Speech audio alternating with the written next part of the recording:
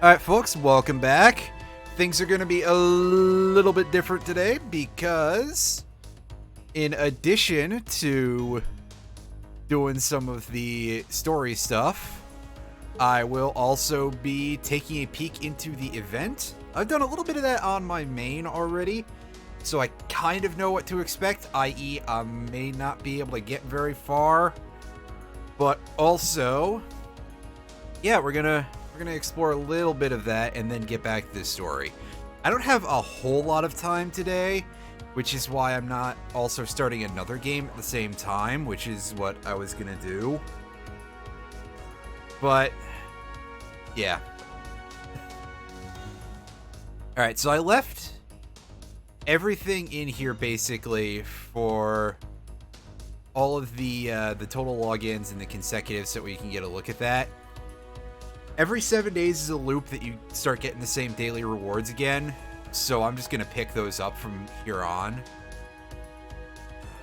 But here, you can see all the stuff that for the rest of those days up until total login number 7. And I'm not sure when we get total login bonuses after that.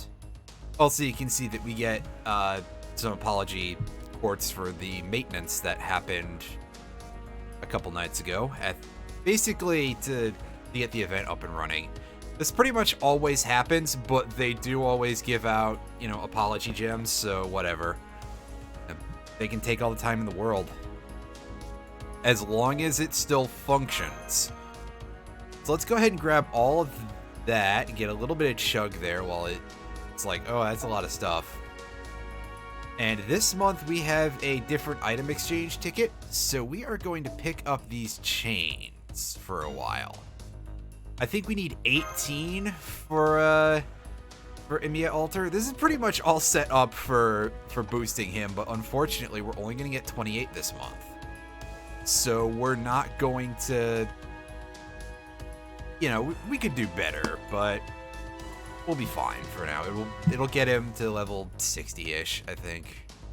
Yeah, it'll get him to a cap of 60. Once we get there, though, that's going to be a ways off. So we've got ourselves, for this event, just a prologue quest to start with, which is basically just going to be a cutscene. So before I do that, I'm going to actually go in here and I'm going to level up a couple of characters because I think I can do that right now. Yeah, I can give this guy some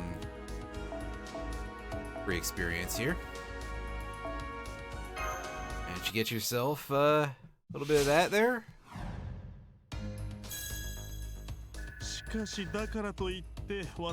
mentioned that he's going to be pretty alright in the future. He's generally considered pretty decent for what he is. You can also see we picked up a couple of new characters since last time. I started leveling Lubu up because he's going to be pretty solid. Among the more notable new members of our party, which may only be this kid, Hans Christian Andersen here. Let's see if we can get a look at his card real quick. And his first skill raises everybody's critical strength. Not a huge deal, but it's pretty nice. This skill will charge his meter up by a pretty huge chunk. It's basically the same thing that Paracelsus had, which is great because we'll see what he gets out of that in a moment. And this last one just raises his he gets crit star drops for a few turns, but it also lowers his defense. There's an upgrade to remove that later on. I don't know if that's even available to us yet, but if it is, then this guy is pretty much one of the better low rarity units that we can pick up for a good long while. Oh boy, there's messages sitting for me down on Discord. And these are just the standard class skills, blah, blah, blah, blah. Alright, let's get a look at this. Random chance to increase attack and defense and restore HP per turn for all allies. This is a pretty nice buff. It very rarely fails, and by that I mean it has like an 80-something% chance to work. So, pretty decent, all considered. you know, the kid doesn't have much going.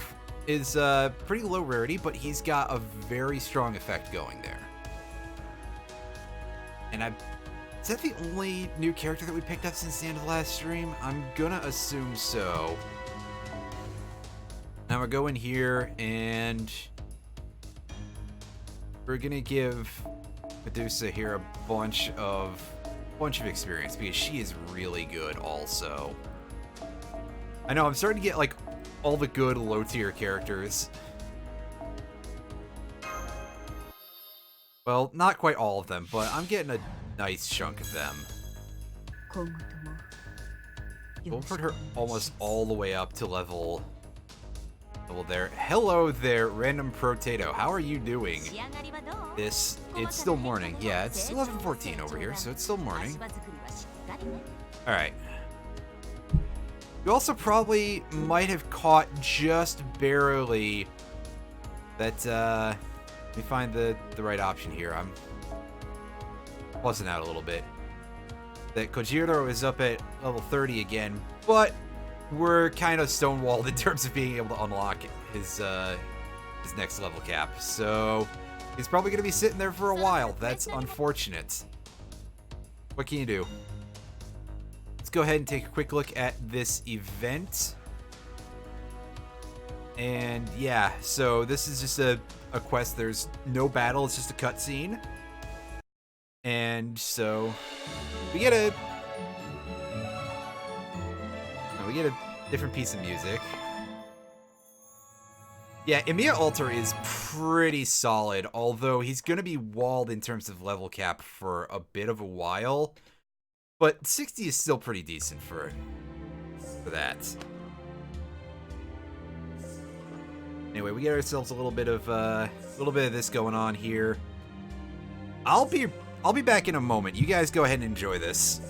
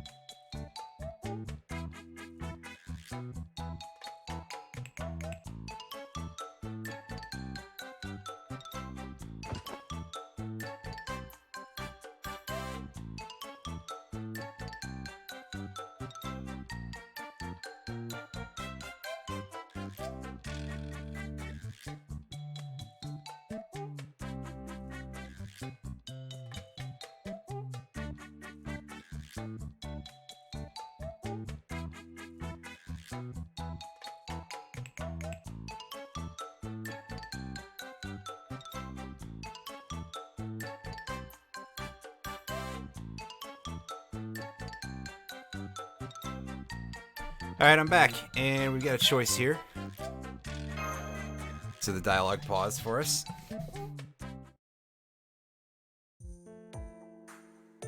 Oh, it's you. When did you get here? We don't have her yet, so her reappearing out of basically nowhere is a little bit strange for plot reasons, but they can only do so much with that sort of thing, right?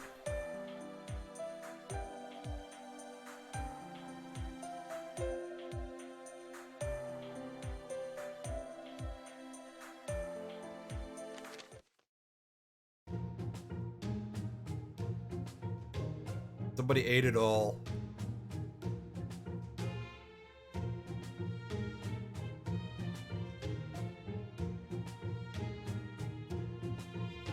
Jaguar Warrior, who we also haven't met yet. I'm pretty sure that, like, this is... Oh boy. Plot. By plot I meant puns. I got confused. I'm pretty sure we are not story locked from any of this. So, enjoy the snarl here and the complete lack of continuity.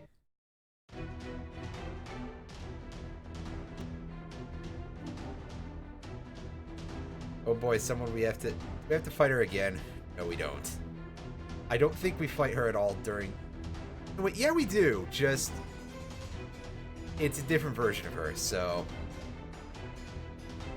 I've actually already forgotten that because I got the event bonus craft essences from the Lancer quest on my main and got out, basically, after I had enough of those. And away she goes.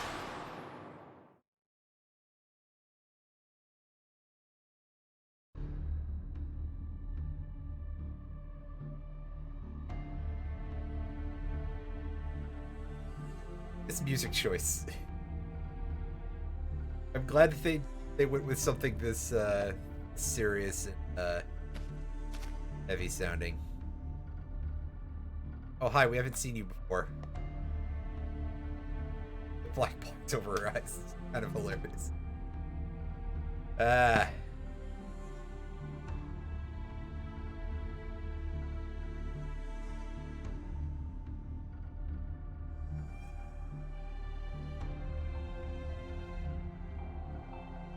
Disappointed! Wait, no, that's a completely different.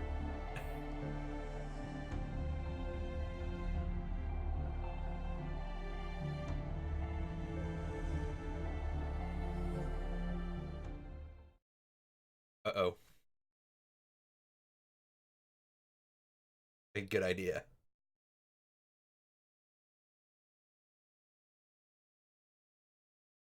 Might have there already. Well...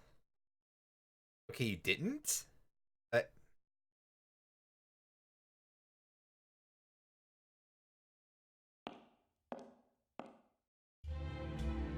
hello.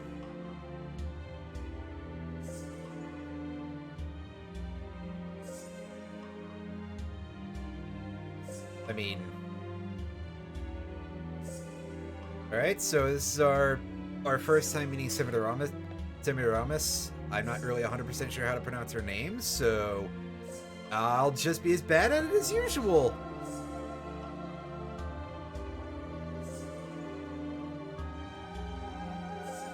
She is being newly introduced to this event. I don't think we see her in, like, game plot or anything for a good long while. Also, again, let me apologize for how much my volume fluctuates on my mic.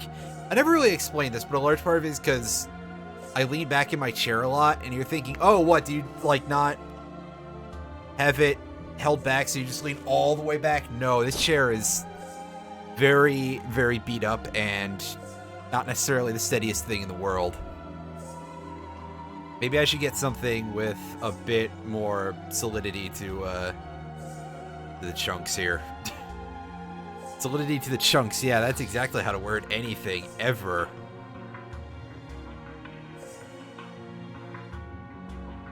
Anyway, these two were having a bit of Kiyohime being really, really questionable in terms of decision making. Although I guess we see her as a berserker most of the time, so okay. It makes sense.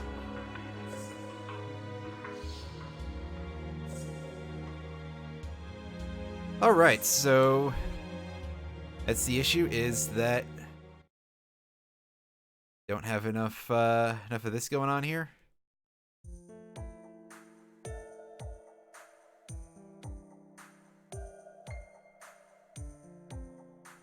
Yeah, I kind of don't understand. This is kind of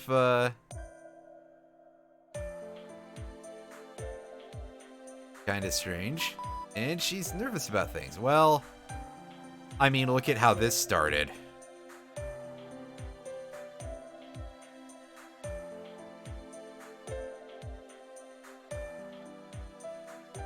And there we go. we don't get a whole lot of... Well, they definitely don't go into the fact in this story, do they, that we kind of don't know anything about the historical figure, and that we're only in the real world learning about that recently? So everything is going off of basically a play that made her seem very, very worse of a person than she was.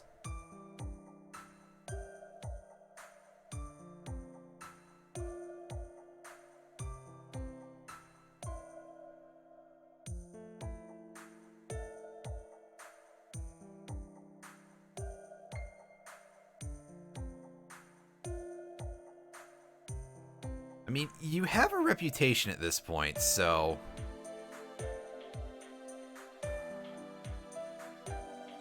Like, nobody can be... Like, who can be surprised at a reputation like that? Especially in a series like this, where they should know as much? Well, you know, I shouldn't pick at this too much, obviously.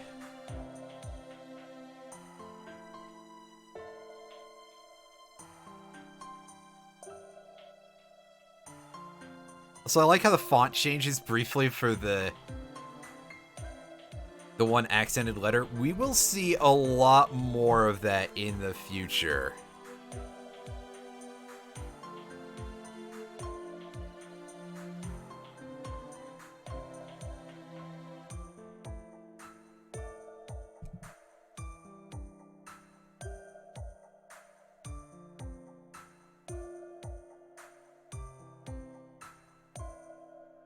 Also, the fact that that Kiyohime constantly has the glittery effects around her just makes this seem a lot sillier.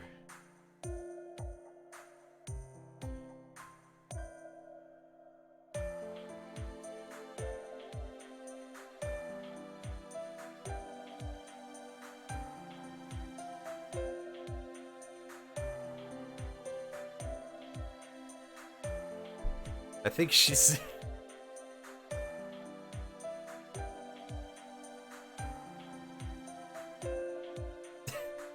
Nobody wants to do this.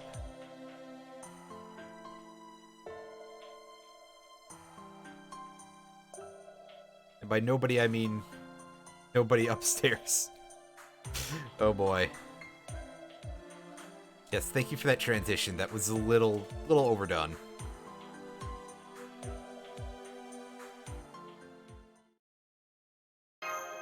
This is going to be a mistake.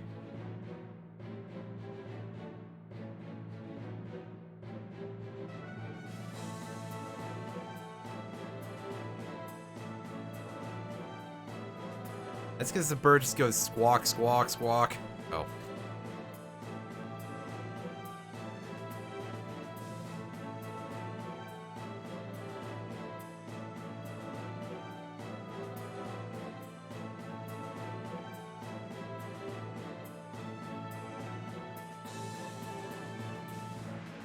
So basically just an excuse to go fight more things. Okay. Seems about right for this this game, this series.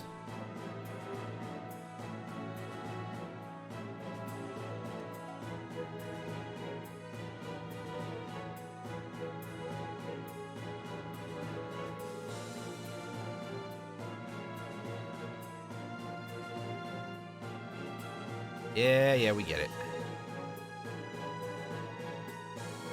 My dog is making a lot of noise. I don't think you guys can hear that, but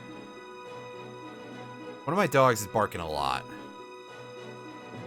We got 3 dogs in the house, and I respond to all of them as just like they're the only one for a moment. And, yeah, that's one of them now. I don't know if you can hear that, as I've mentioned. Probably not, because I can barely hear it thanks to my headphones.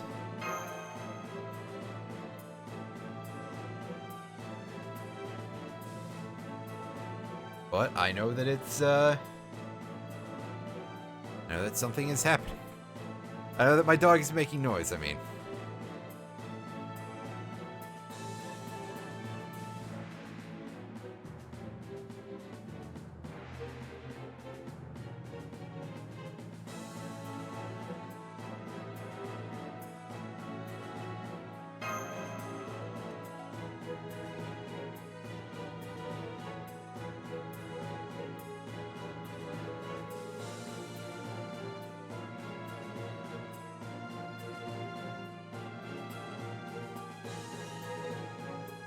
Again, I think she's not entirely paying attention.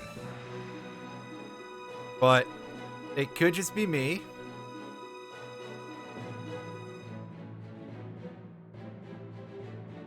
Let's go ahead and get into the main core of the event itself here.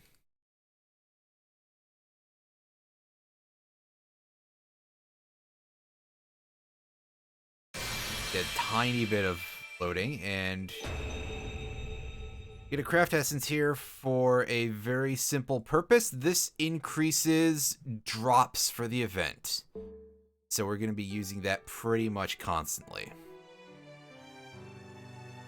So we get, things are looking a little different here, but also we can go and look at the rewards for the event now and have a look at what we are doing here.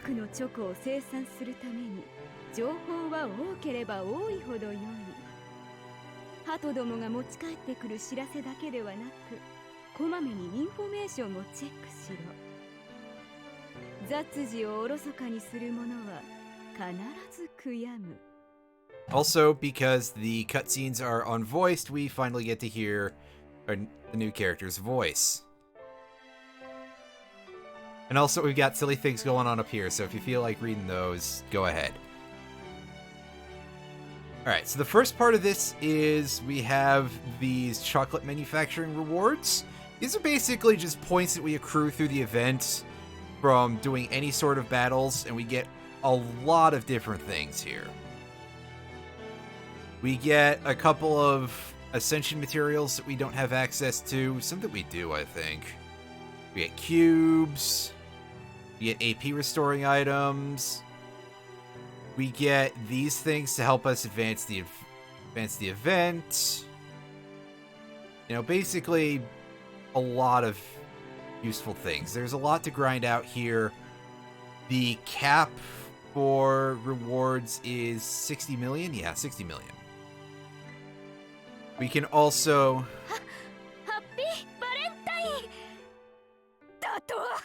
We can also hear somebody, calm down.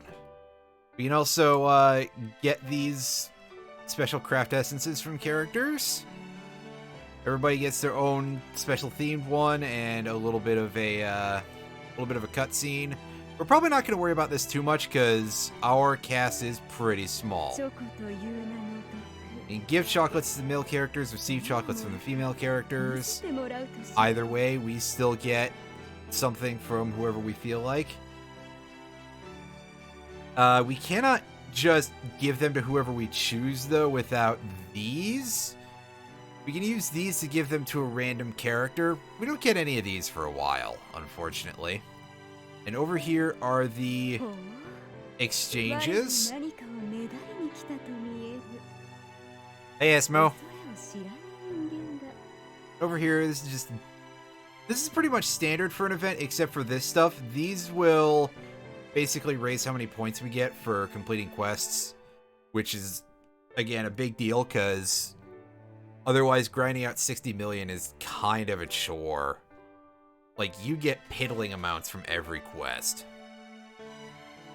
But more importantly, here's the standard stuff. We have 3 different types of these currencies that we get from various quests. And the way a lot of these trade-in quests break down, you get 2 copies of a craft essence for the high tier one, and then 1 each for the 2 lower tier ones. And these generally will help you build up something else for the event. So here we get more of those little pink bottles. So we're going to want to try and get these as soon as possible.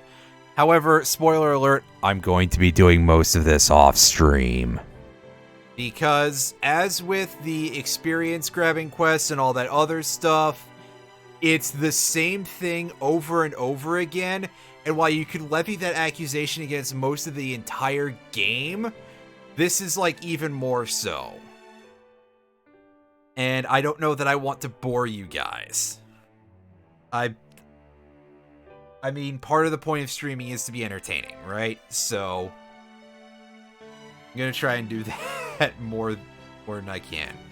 And we get these stat cards. One set of these will raise somebody to 1,000 bonus points for either HP or attack. So again, especially when you're starting out, you want to get these full sets of these. Then we get a lot of experience cards for all classes. These are kind of just another... These can be used as another exchange for mana prisms if you want, the 3-star cards. Because you can sell them off for 1 mana prism and a little bit of QP each. And over here we get a lot of other materials. It might be a good idea to grind out some of these because we won't get them for a while. And that will give us access to some stuff that we couldn't get before if we start getting servants who were introduced later in the game. Like, we have Hosoi and Inshun in our inventory, and he wasn't introduced until fairly recently, like within the last half of a year or so. So he probably needs a lot of the later introduced materials. I don't remember because I haven't used him. I've been told that he's someone I should check out, though. And then down here we can exchange up the item tiers, and at the end there's just a QP exchange, which is a good way to use up your materials at the end of the event. So let's go ahead, and I said we're going to do most of this off stream, but we are going to do a couple of these quests just to give you a little bit of a demonstration of what is going on here, and then we're going to hop right back into the story mode. Oh hey, see, somebody already has Dimidaramus here. So we can get a look at her. We're not going to see the Hanging Gardens of Babylon double phantasm, as well, not outside of the story of the event, because this is a support from somebody that we have not added, so we don't get to charge the meter at all with that character. Unfortunate, but it is what it is. Let's go ahead and let's start in on these.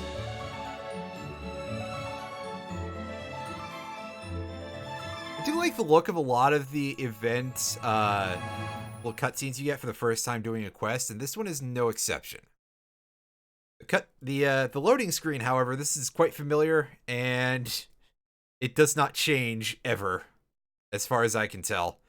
Aside from, of course, you can click through to get different tips, but we basically know how the game is played. If new things come up and I forget to tell you them, hopefully I won't, is all I can say. We get ourselves a different piece of music here. I think we can do things this way and clear this first wave in one turn. Oh, I was proven wrong.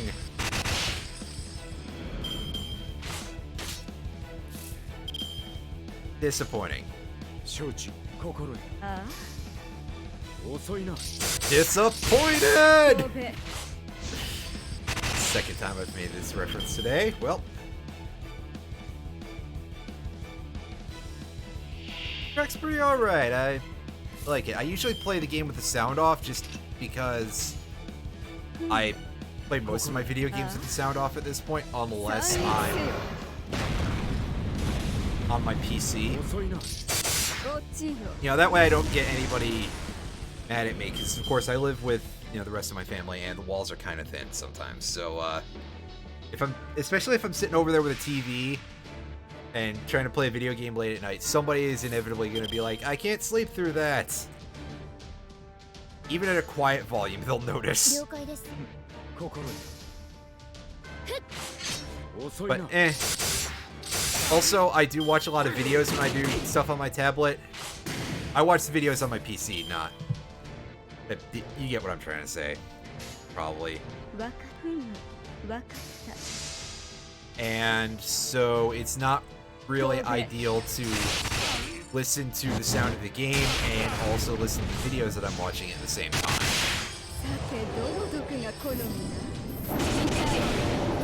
And there we go. There goes Caligula. That is our first time seeing Caligula. We will see him more in the future. We took him down very quickly. Get our bond points, blah, blah, blah. Master experience. And you can see we got 100 points in this Hanging Gardens chocolate for this event, and that is not a ton. You're going to see that it's going to be about the same amount from every other quest, too. Also, our first reward is a bit of an odd one, that we get the Stake of Wailing Knight here, this iron stake. I'm probably going to end up calling them railroad spikes a lot, because that's just where my brain goes with it. We're not really supposed to have access to those until we get to the Salem Singularity much later on. So getting those this early is kind of strange. And we get a bronze apple for doing that. Alright, so this is all Lancers, so we get to go ahead and take a saber in here. Caesar, come to the front. And we'll take that card off of Kojiro and set up here. Let's do this one. We'll do the one after that because I think after that we start getting into the 40 AP quests, all of which are pretty challenging. So we would have a pretty bad time with them right now. And also, again, we'll end up seeing a ton of that stuff off stream. Which means you guys won't see it. Hey!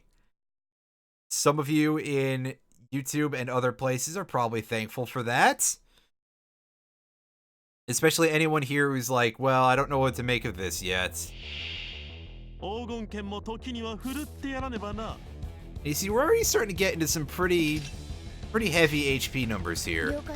10 grand on this thing, and it's not a boss. This is decidedly not designed for people who are at where I'm at in the story. Is all I can say for certain. Oh,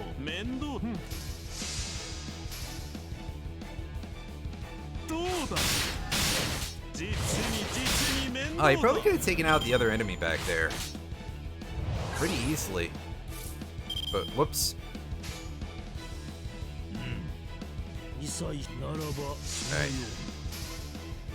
Get him, Yagyu. There we go. That should give him a nice charge, too. Yeah, that's pretty good. That's pretty good. Probably be able to bust something out with him at the end of this. Just a bit of a show-off, if nothing else.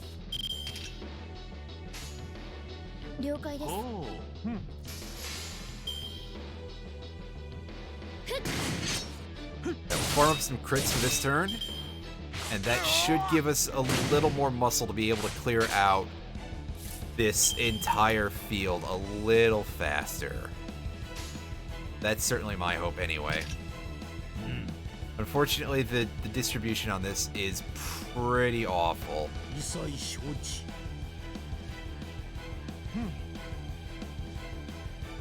Yeah, so it's going to have the same results either way. We'll take out the big guy first. The big guy who basically looks exactly the same as the rest of Cousin It over here. Oh, we got 2 turns in. Yeah, there's a little bit of luck base there with the bronze tier enemies getting multiple turns. Which, gee, now that I keep referring to that, I keep thinking, wow, this game... Oh, hey, it's Finn McCool. That's literally how his name is pronounced. Irish is a little bit strange in terms of pronunciation. You see what his name is spelt like in a few million years, you'll be like, how? And I will say yes. Anyway, get around to what I was trying to say.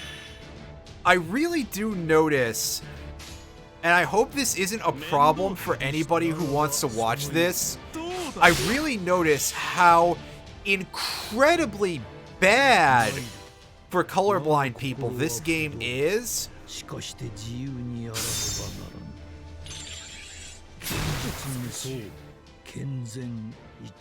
Man, that kind of thing is always really cool, even though you see it all the time in various media. But yeah, if you are colorblind, this game's gotta be an absolute pain in the ass for you. And sure, a lot of devs are very, very bad about colorblind friendliness, but this is kind of, like, even worse than usual, to put it succinctly. We get ourselves a little bit of stuff. I don't think we can trade for any sort of chocolate production upgrade yet, but we will go ahead and have a nice little double check here. And the next room is all casters, so that's nice and easy.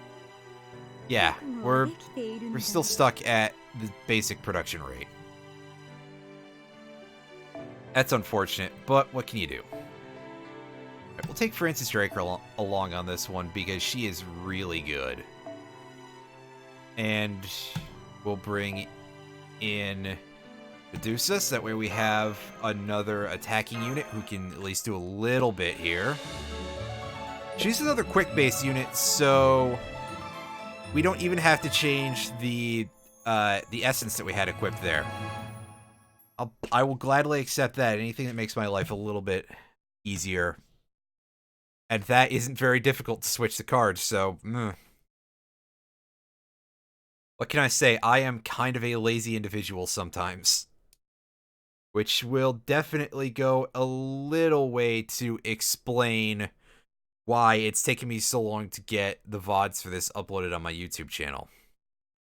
Aside from, you know, having to cover up places where anything extends into the bottom of the window, like... Oh, now it doesn't want to do it. Is that just because that window is open already? Okay. Well, never mind me trying to describe that.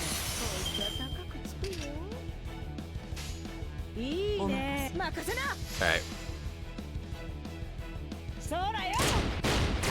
Oh, that's a nice start. That is an auspicious start for us. We managed to reduce this down to a single enemy on this wave.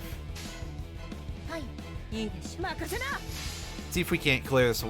See if we can't clear out this last guy with these 3 arts cards. Might not be very easy because... Oh, never mind. We got a crit. Good times. Otherwise, obviously, the arts cards don't have a whole lot of damage to them unless you use a lot of buffs for them, which we don't have at this point. So we kind of can't do that.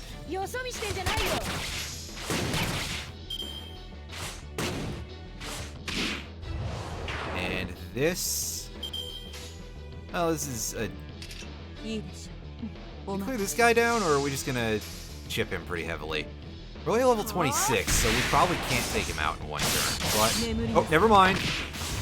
We got there. Very good, very good, very good. Alright.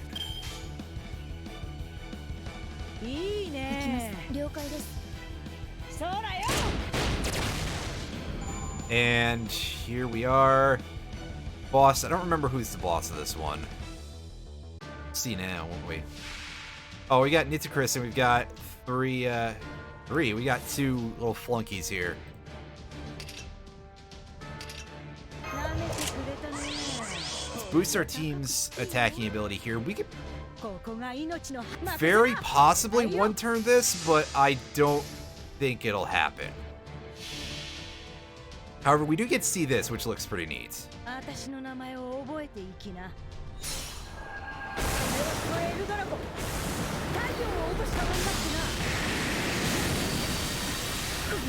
Hey!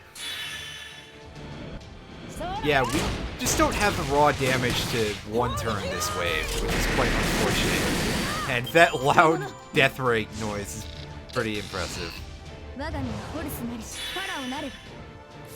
We do have enough damage that I don't think her going to 3 charge in one turn is that big of a worry. Although you might see that and be like, whoa, what the hell? Yeah, Nitocris is pretty scary of a character in a lot of ways. And that is just one of them. I am going to try to stun and fail. That does have me a little bit worried.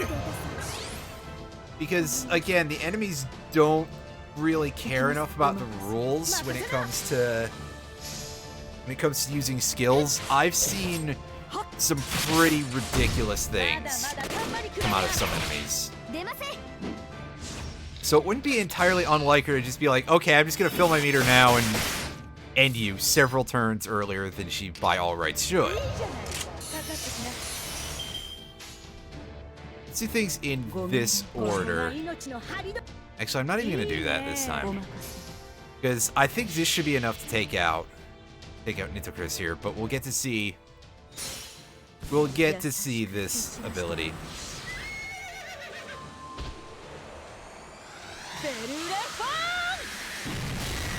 Yeah. As I say, I am trying to demo a lot of things as we play. Part of what I do try to do with streaming and stuff is to show off as much of the game as possible.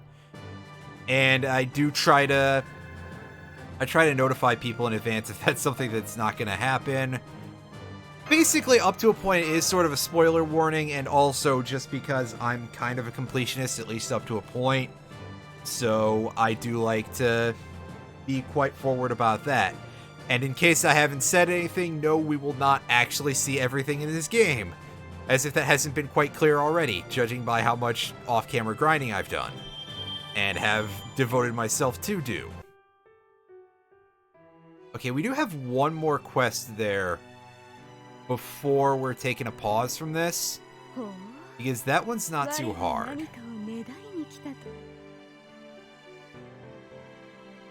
I mean, it's manageable at our level anyway.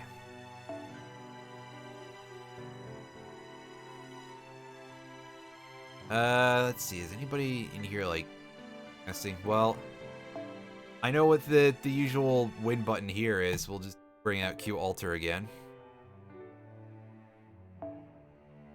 Put Kojiro back at the front. That over.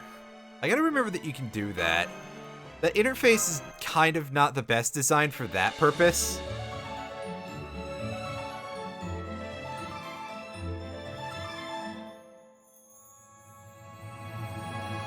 Alright, let's go.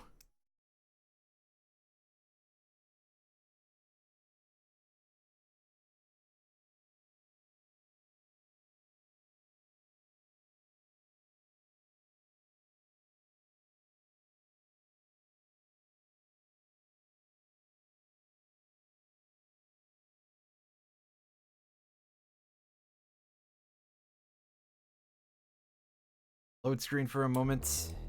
And what we got? A lot of HP. This could be slightly dangerous, but I think we'll come out of this okay.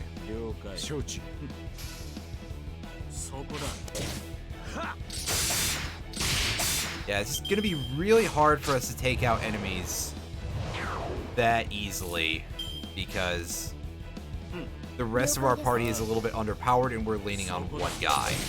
Not really a place you want to be in, but up to a point, good supports are still a very useful thing to have, obviously.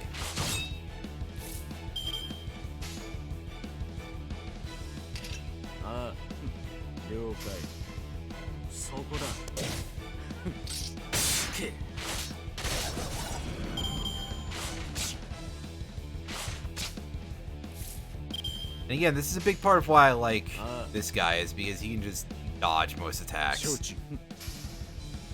And he gets...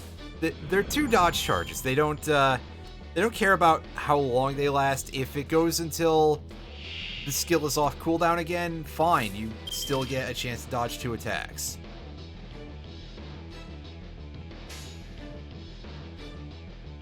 want some more crits.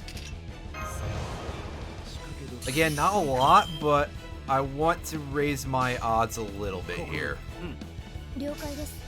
And yeah, you will notice that there is a thing where Berserkers don't really get a lot of crit they don't get a lot of crit stars once you generate a lot of them. There's definitely this concept of like a weighting system for that's W-E-I-G-H-T-ing, not W-A-I-T-ing, where characters in certain classes have a lower chance to get any crits.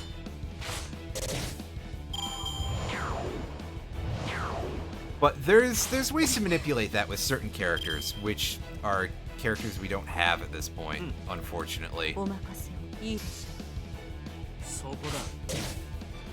But I will hopefully get a good chance to demonstrate that more often in the future. Again, we'll see who we get. Because this whole thing really is down to luck and there's no like trading mechanics or anything, so I can't be like, hey, I'll loan all of my good characters from my main over here so that you can see more of that. No. And again, for quite understandable reasons, otherwise this would be quite exploitable, especially for people with multiple devices, or, like me, an emulator. Throw out a debuff here. And then we are going to focus our attention on the heavy here, who is smallest character in the group. We got little Alexander over there, who at least is, you know, always jolly about this sort of thing, right? Okay, that has me nervous. I'm throwing up battle continuation now.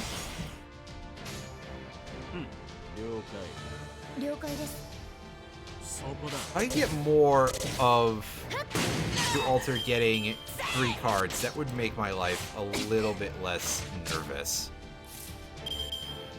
I'll throw up the defense buff as well, because I should have done that earlier. Alright, come on, get that 10% crit. Attaboy! That's what we like to see. They retaliate by giving themselves an attack buff. That's real nice.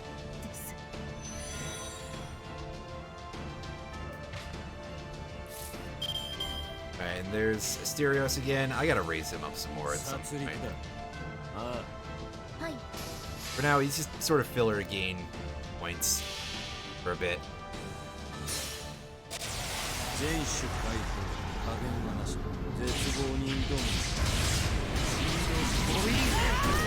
That should just about take him out? Yeah, there we go. Nice. Very nice. We're pretty close to taking out the little bronze centaur in the front here. The silver one might be a bit more of a problem. Ooh, we're getting pretty close to spending that guts buff here.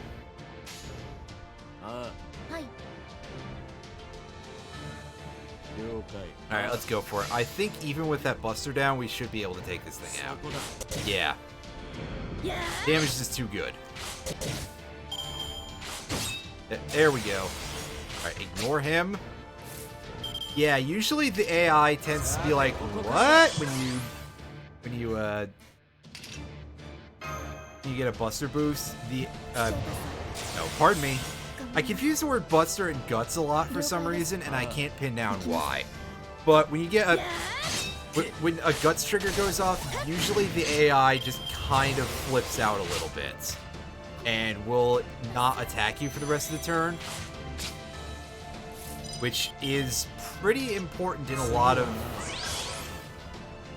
cases where you want that for soloing reasons.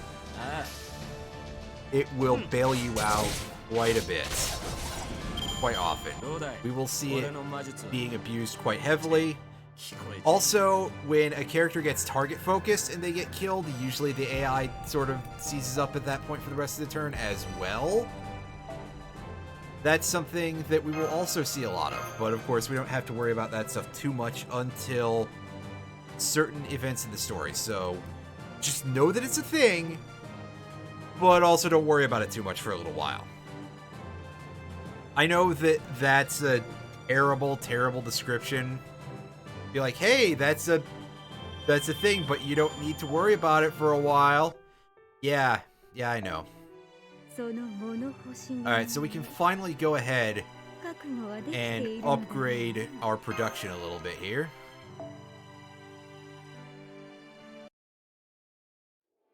Get ourselves another little cutscene for this. If you're invested in the story, this game definitely rewards you constantly. Well, semi-constantly, anyway. Even if it's just the smallest way possible. Hey, you're not in our group, really, so what are you doing? We just have different versions of...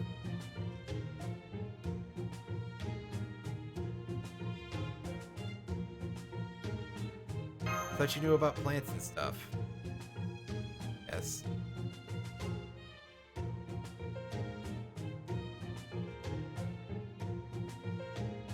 Wow, Karna, somebody we haven't seen at all. And there's Lancer Vlad.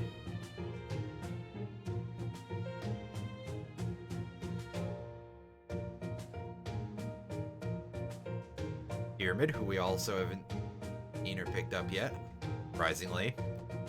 Because he's infamous for not being very useful, so I'm surprised that the game didn't give him to us. Give me just a second here. I'm going to adjust the gain on my microphone, actually. That might be a little better. I hope that helps. It'll probably just make it sound terrible, but we'll find out in the future. If somebody has a complaint, feel free to let me know. Oh, it picks up my chair, though. That's cool. And by cool, I mean a bit of a pain, but whatever.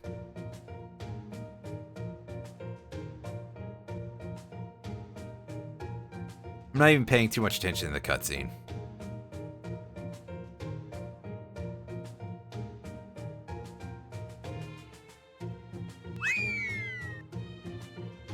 Again, what are you doing here? We haven't seen you in the story yet. I mean, I'm pretty sure that's how it works in the mythology, yeah.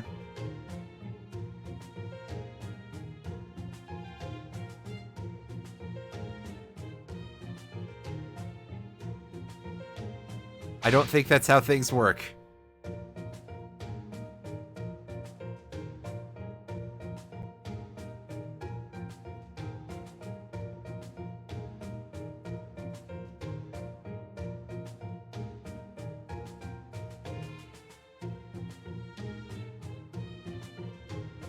Are they scary looking?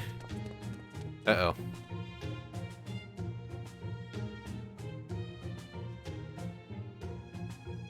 I think the game is freaking out with the graphics. Unless they're supposed to be explained to us like, oh hey, yeah, they're just using these random cards that we found to stuff the scarecrows with. For some reason, we made this scarecrow stuffed with Yu-Gi-Oh cards. I don't know if it works, but okay. Yeah, I think the game glitched out. That's a first. At least for me. Oh, no. Alright, so we got ourselves a couple of trees, so whenever I start grinding this stuff off stream, it's going to be a little bit easier. This, I don't even know if we're going to be able to do this. This quest is something that could be pretty tough if you don't have a whole lot of HP to deal with for your group, and you don't have a foreigner class servant, because it's all berserkers and they're all pretty strong, so they can take down a lot of your team pretty easily. So, yeah, we will come back to that at a later date, and mostly off stream. I'm gonna go ahead, and since I have some friend points that I picked up from the crate, I'm gonna spend those, which means that we're gonna get some skips on the draws here. So I have 11 summon tickets I could dump into this, but those are all one-shots. And again, Who wants to deal with that tedium? I'm actually trying to reduce as much of that as possible, which is part of why I usually avoid putting draws and stuff on stream. But hey, we did get somebody new, so that's a reasonable reason to put this up here.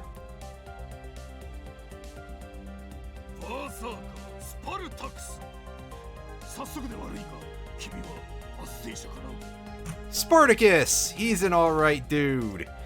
And we get this, which is a kind of interesting essence here. Restores all allies' HP by 800 when you're defeated.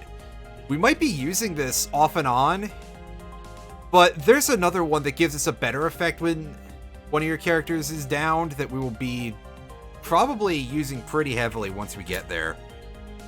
Once we get it. That's kind of a big if, though, because, again, this stuff is kind of subject to luck.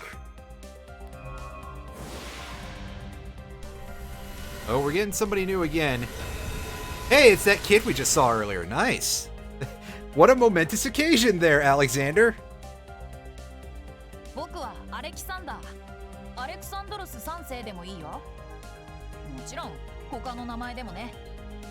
I might give him a try. I haven't done a whole lot with him before. So, yeah, why not? I'll throw a couple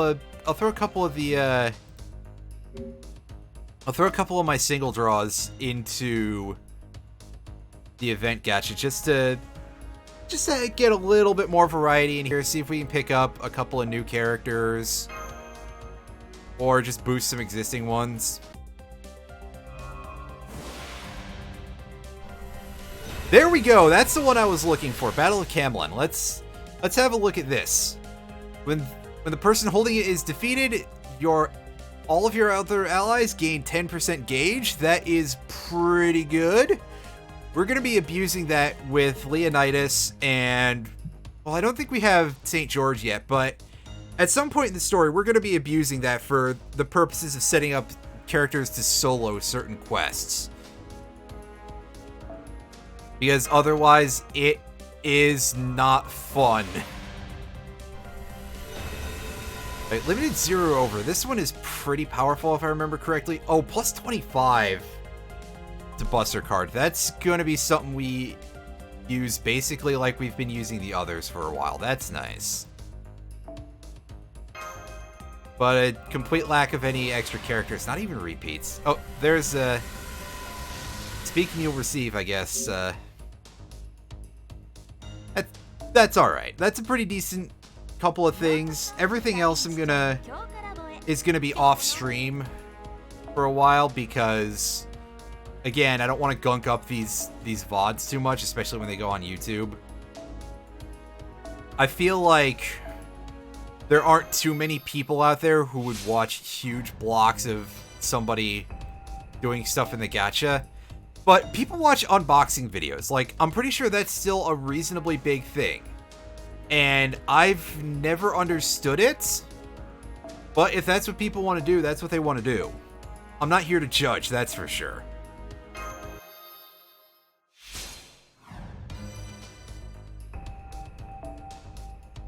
Alright, and we've got one last upgrade to make here. Mr. Eric Bloodaxe.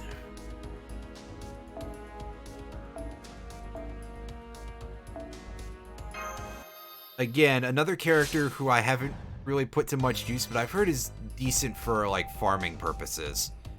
But he's kind of a, you know, launch him once and then you're done sort of thing. So I don't know how much mileage we're going to get out of him compared to having better options. But we'll go ahead, get back into the story now. Let's see if we can't finish this chapter before I got to pack up and leave for the day. I have a feeling that it's gonna get a little tight. We just mentioned Giorgio, so we'll go ahead and bring out St. George here to show off a little bit. I don't know that we need that equipped now. We have somebody else we'd rather give these points to. It's not a big deal, I don't think. They don't get real experience. There's only a couple of characters who necessarily need Bond level 10. That's something I haven't really gotten a good chance to explain, but we'll see that eventually, I'm sure. First, we get a bit of a cutscene as we fall into the story again. You can see we had Siegfried in our party once again. He's finally not completely destroyed, basically. But we don't get a chance to see him very much. Probably get another chance inside of this chapter, though, to actually use him. So we'll get to pull him out at some point, don't worry. As I say, I do kind of want to demo as much content as possible, and the story NPCs are a good way to do that, at least.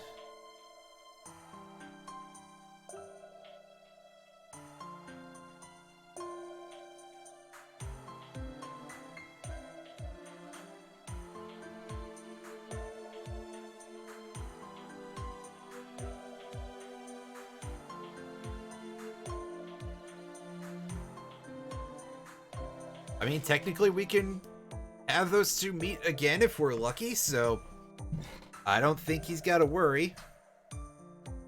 Don't keep pushing the issue here. I know, but let's relax. Let him, grumble about things.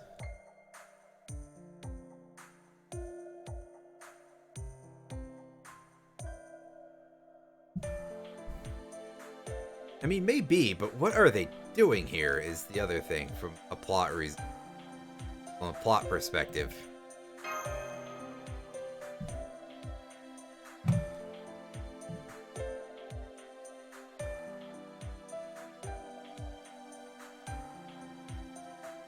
I've fought cactars before, it's fine.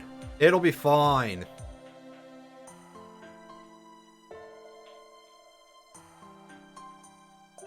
Cactars are really great. I just gotta throw that out there as a thing because it's true. They're my favorite of every Final Fantasy monster design that I can think of at all.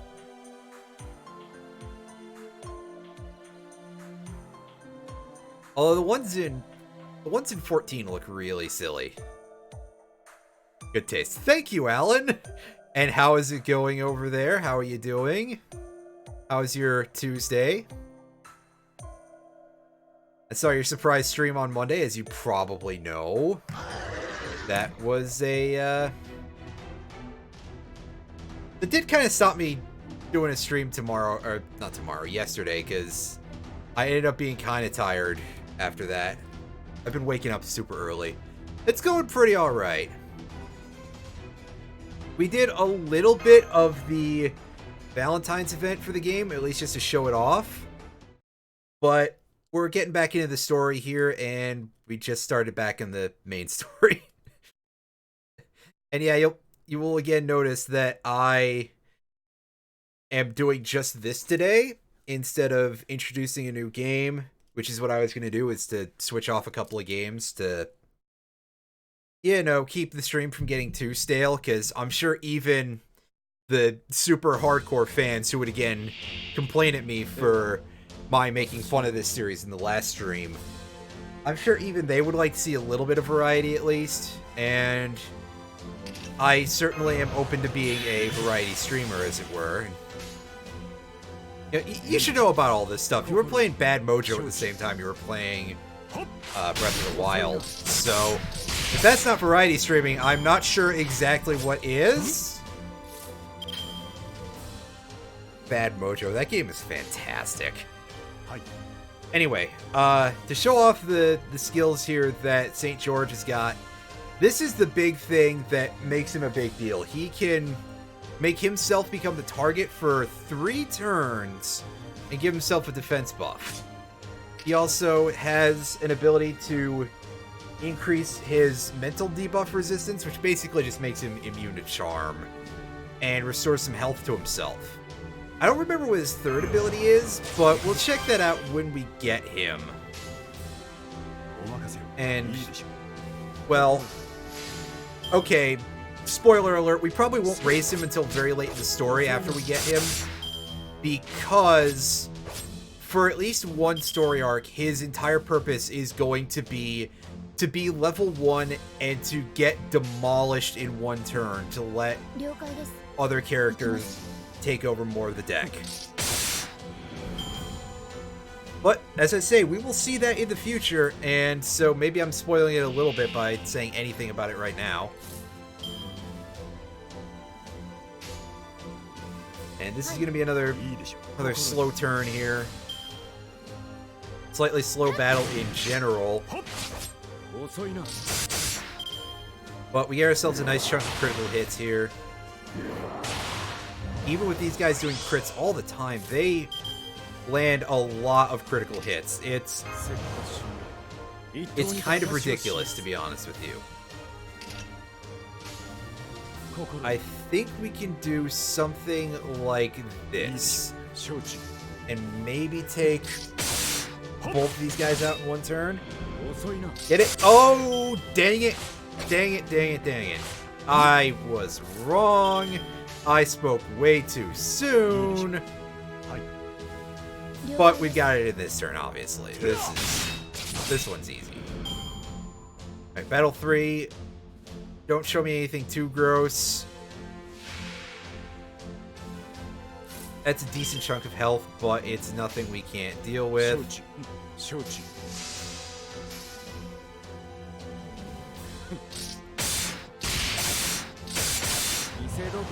Alright, take him down. Zephyrium, what is going on, Zephy?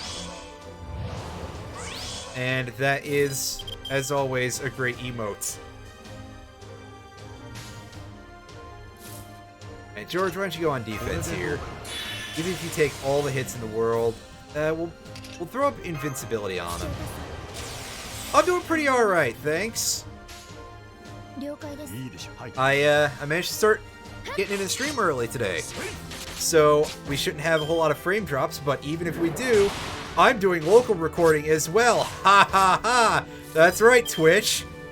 I'm on to you this time. I know how jank your service is.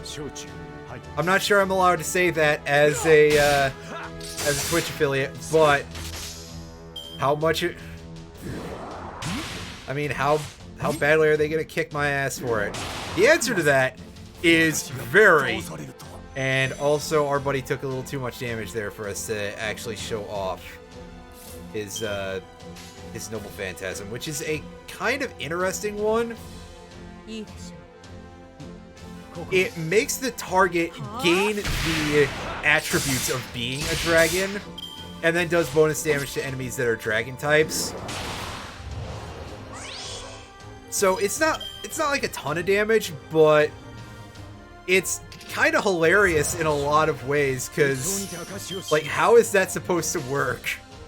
And that bonky mode is also, like, the best thing that has come out of Alan's stream. Which is saying a lot, because, man... My stream looks good. That's great. I'm glad to hear it. I'm always kind of a little bit nervous about that, because, like, I'm so used to having god-awful internet. Like, back when I was starting out, I was on AT&T for a while, and on their Wi-Fi, and it was extremely awful. And, like, I couldn't stream at more than, like, 900 kbps. It was pretty bad. But right now I'm sitting on like a bitrate of 2700 or something. If that's looking good, I'm glad to hear it, because yeah. I hear a lot of I've seen a lot of streamers with pretty ridiculous stream qualities. Like, one guy that I watch a lot, waiting for that Starlink internet. Well, all I can say for the moment is I just hope that service improves constantly. Yeah, one of the guys that I watch, Cerium, I watch him for his Earthbound speedrunning. He's got, like, 6,000 as his bitrate or something on his streams, and it's like, wow, that seems a little overkill. I'm sure it will look fine without going that hard. But, you know, he can do what he wants. I'm not here to judge him for having good-looking stream quality. And I'm going to try and make sure that my stream looks as good as I can get it to look with the limited equipment I have. I'm probably going to play my next game on a console, but as it's on a composite system and my only input is like extremely old, you'll see a little bit of jank with that, but there will definitely be oh, we don't get to use Siegfried yet? Dang. Well, we'll take this guy for a little bit of bonus friend points there. You're uploading at 3K. Nice. Yeah, I've seen some pretty over the top stream stuff in that regard, so. But, you know, it's not really a problem or anything, obviously. I'm just saying, wow, people go really hard with this. And to think I can still look pretty alright at 2600 or so. But yeah, that's kind of understandable. Webcam stuff has gotten so much better over the years. You can get some surprisingly good quality out of relatively cheap recording equipment nowadays. Like, I'm out here, sound-wise, I don't have a webcam. There might be, like, a really ancient one from the early 2000s in my garage somewhere. But I don't use a webcam. I do have, like, some video recording equipment sitting around my house. Mostly just stuff that's built into, like, still cameras, so it's probably pretty low quality. But you can get decent quality footage from, like, a phone nowadays. Not super amazing.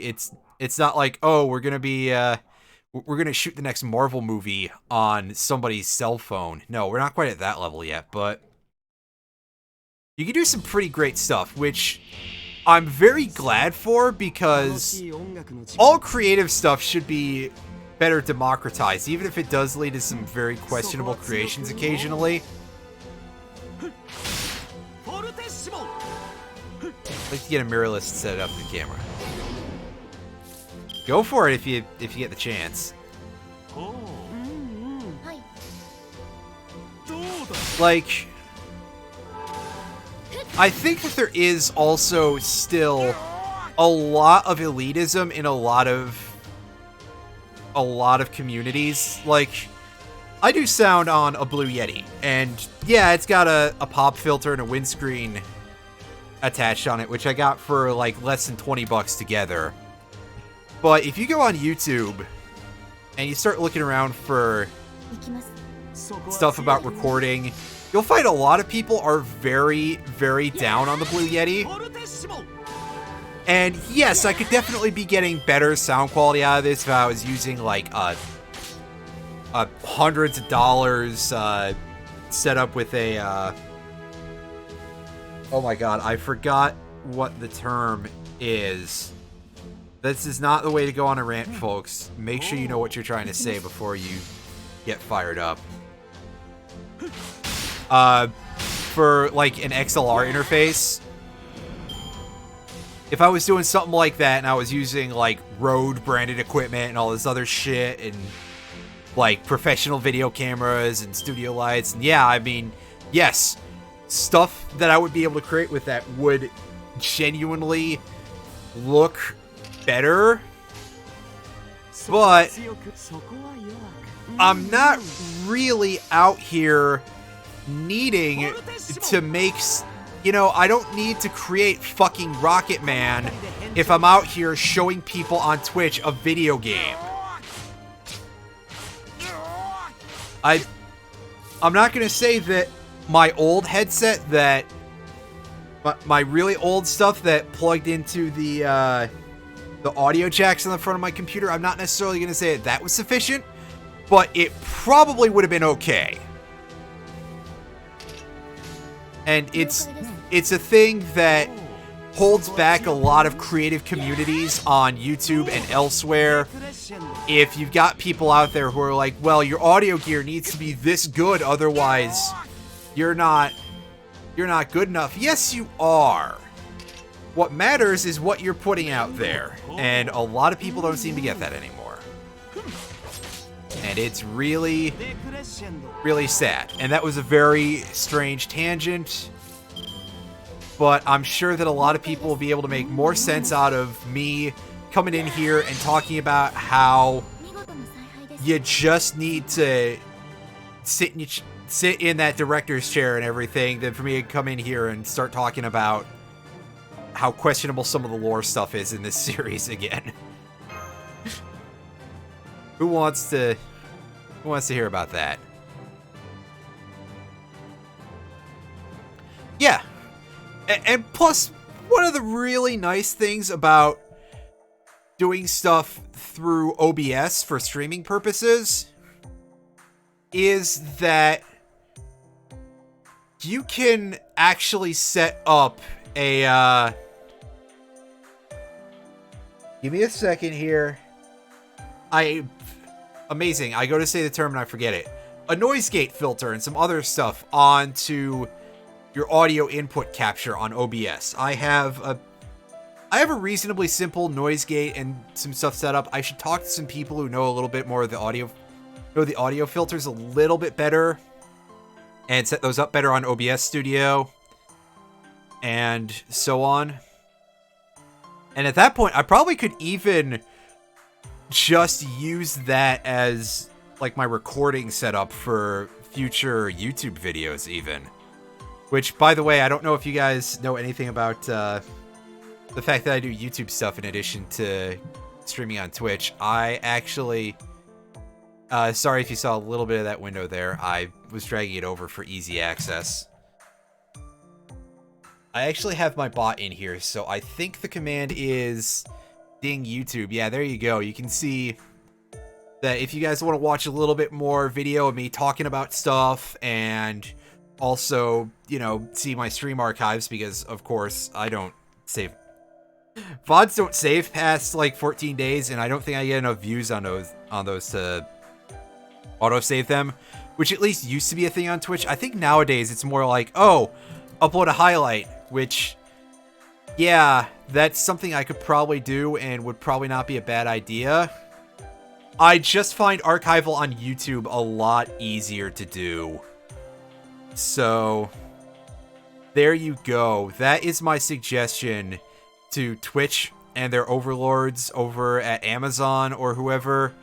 If you'd like me to retain my content primarily on Twitch instead of anywhere else, I know that they're fine with uploads as long as you wait 24 hours from the first broadcast, which is always like, I kind of get a little bit monka-esque when I see Alan putting up those stream archives as soon as they're, you know, inside of the same day that they're done, just because it's like, oh, sir, I hope you do not get in any trouble over there for that one. But yeah, Twitch, if you want me to keep the, you put them up the next day. It's fair enough. I'm sure they won't care. You're not like Caleb Hart or Big John or like, shit, dude. I had to think of two of the guys who are known for transphobia. Jesus, that ain't good. Like, you're cool, but I don't think that Twitch is gonna lose sleep if you, like, didn't make them money, because I'm sure that it's a very small amount, relatively speaking. You know, we're all basically, Alan, I'm not sure how to tell you this, but your entire viewer base is poor and gay, both in very large measures, and, you know, both in a very literal sense, as in no money and not straight.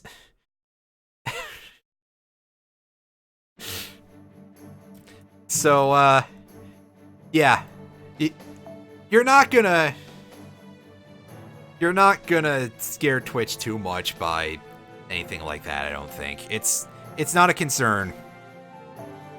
But we get to use this guy for this quest, so we are going to give him a chance. And we're going to switch our party order around because those assassins do have me a little worried.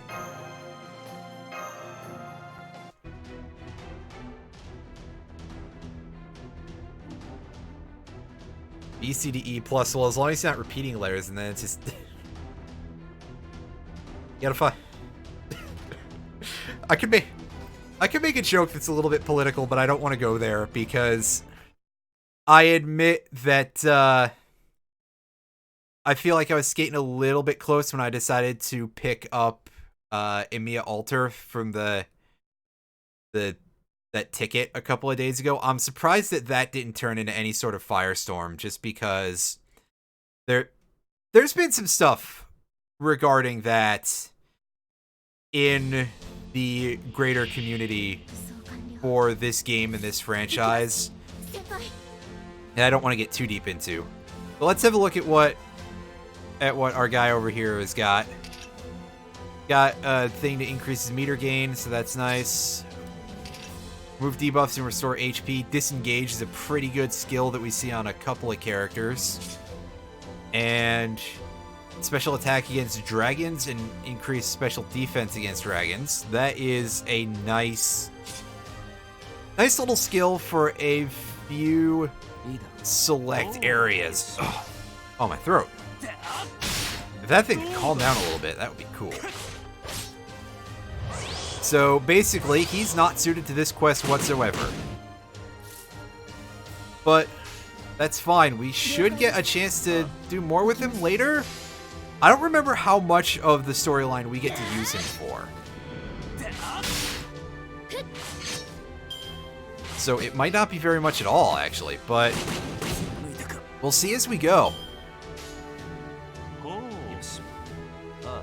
Excuse me. Because I definitely last played this over 9 months ago.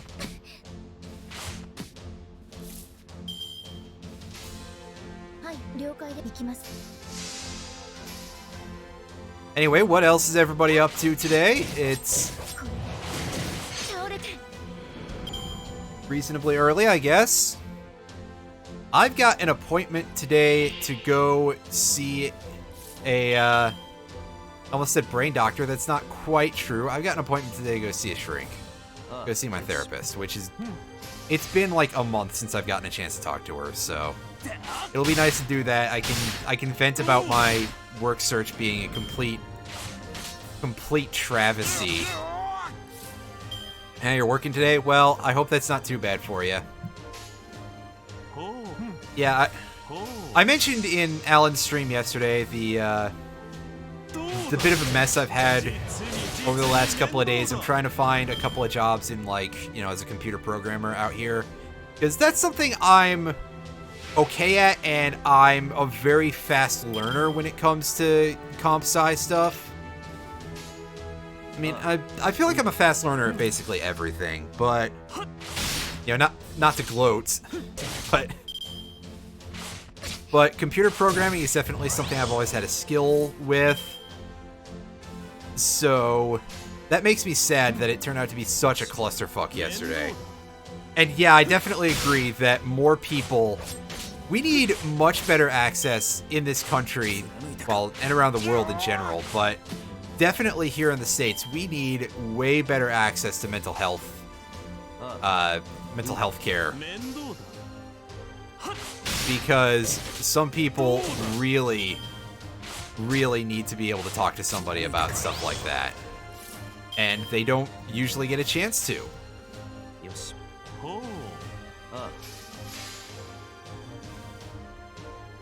And also, I mean, you know, not, again, maybe getting a little close to some things that could be some ugly conversations depending on who ends up showing up here, which, you know, again, basically not you guys, but the world is so fucked up lately that people definitely need somebody to let stuff out to more than they've got. So, yeah. Yeah, I hope it goes well too. Yeah. Usually things do, but I know a lot of people don't always do very well with appointments with therapists. So that's kind of understandable. I've been seeing this therapist since I've been in college, so that's like 4 years at this point. I'm sure it'll be fine. But yeah, definitely. Like, the job thing also, like, really makes you feel like a piece of shit. Even worse, because you just... It feels like it shouldn't be so hard to find employment anywhere, right? And yet, here we are. Oh. Let's get some cutscene going. And these two are going to talk. Back in a sec.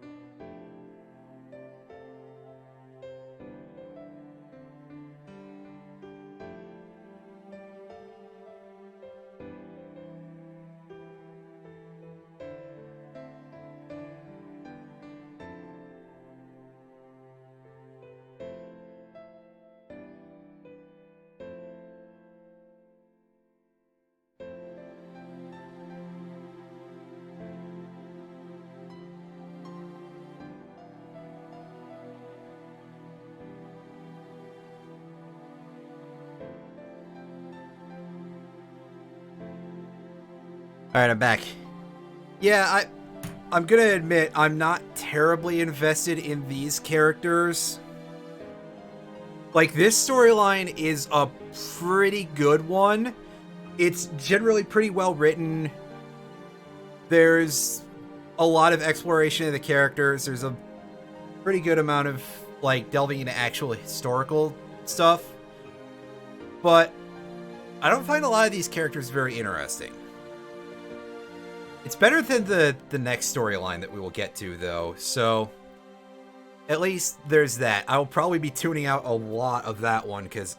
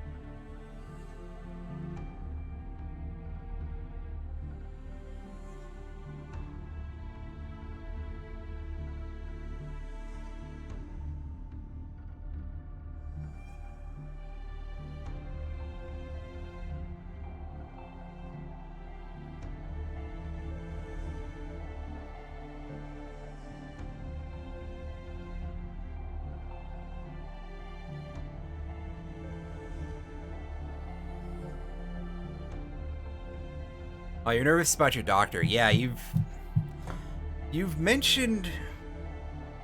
You've definitely... It's definitely been a bit of a thing with you lately, doctor-wise. I hope things go well, is the simplest I can say.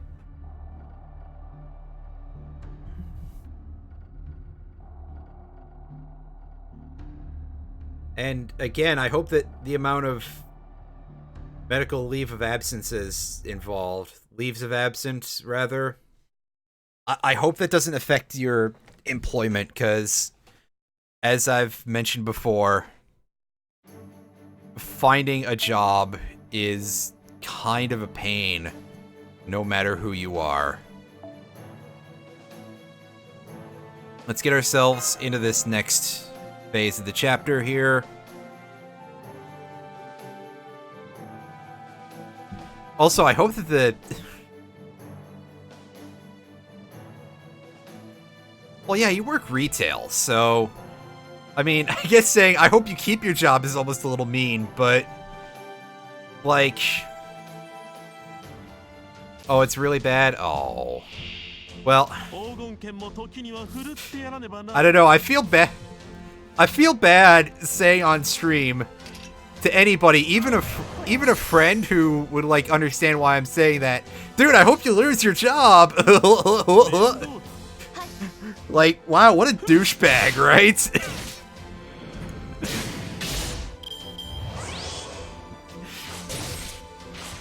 God, I bet at some point somebody's gonna be like, quote, ad Moon, hey Alan, I hope you lose your job, and I'm just going to be stuck with that reputation forever.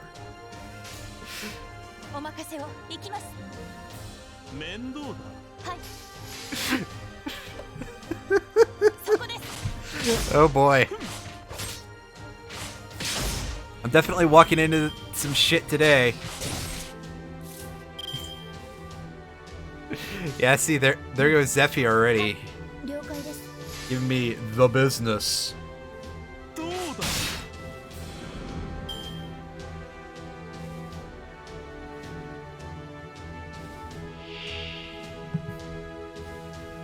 The business. The business end to the business end.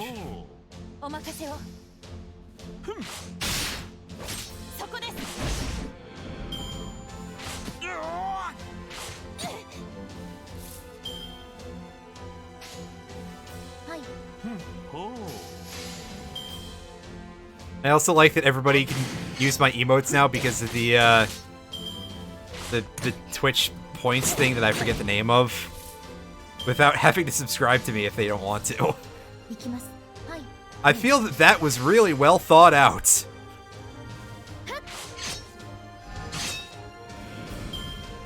It's okay. A lot of Twitch partners have been complaining about how easy it is for affiliates to get a lot of stuff that they had to put forth an effort for lately. I've seen that a lot over like the past year, that like every time the affiliates get something, there's always been some guy who's either really salty about it, who's a partner, or somebody who's informing me that there's some guy who's really salty about it who is also a partner. And I mean, you play video games on the internet for a living. Like, not to be that guy, because I understand that a job is a job, but, like, you're living a fucking blessed life at that point compared to what we were thinking about when we were kids, right?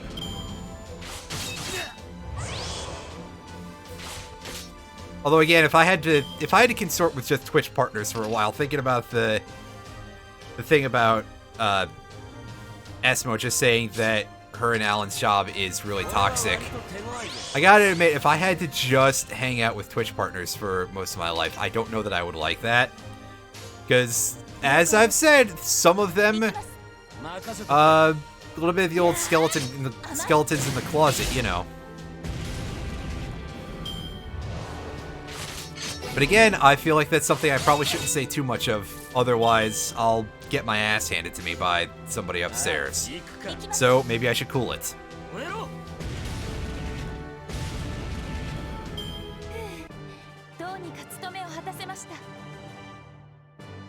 I mean, the thing is, too, that affiliate is not easy for everybody. Some people simply do not have, like, a lot of friends, and it's hard for people to discover you sometimes. Like, I'm surprised that I've had any randos come through this stream who are like, hey, Grand Order, that's a cool game, I'm gonna watch this, and I actually got a couple of people who sent me their user IDs on this, which is very cool, but I've had that happen to me only very, very rarely. And I don't have a very large friend base.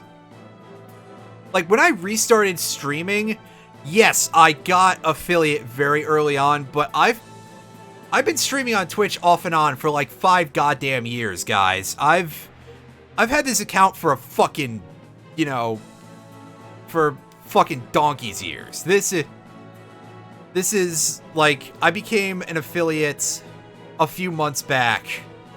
Very close to my birthday, in fact, if I remember correctly. Which is kind of cool in its way. But it's not nearly as simple as a lot of people say. And I've heard from all of you guys that I am a humorous individual and that I do at least a decent job of it. So it's real great also to see all the other people, all the other schmucks on all these websites who are like, oh, well, it's because they're bad at it. You know, sure, not everybody's good as a performance artist, but also maybe don't be that guy? Question mark? Like, you know, like, how dare you? When I say it like that, I feel like I'm auditioning for Clueless, the musical or something. Like, how dare you? But I sincerely do say like and and stuff a lot, don't I? It's a bit of a thing.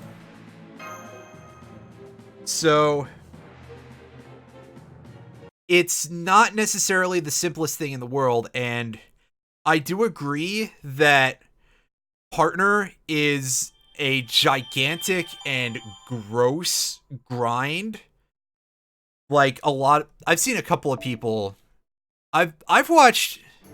I mentioned Sirium earlier in the stream. I watched him destroy himself to become partner. Like, he was screwing his own sleep schedule. He was playing runs that he didn't really want to because it got him more attention. And it's like, I genuinely felt kind of bad for the guy that he was going through all of that to become partner. And like, all these people, you got to keep in mind that a lot of those people have been partner for a while, the ones who complain. And so a lot of it does just seem like the entitled people being the biggest whiners about this sort of thing. Let me double check something on you real quick, Hector.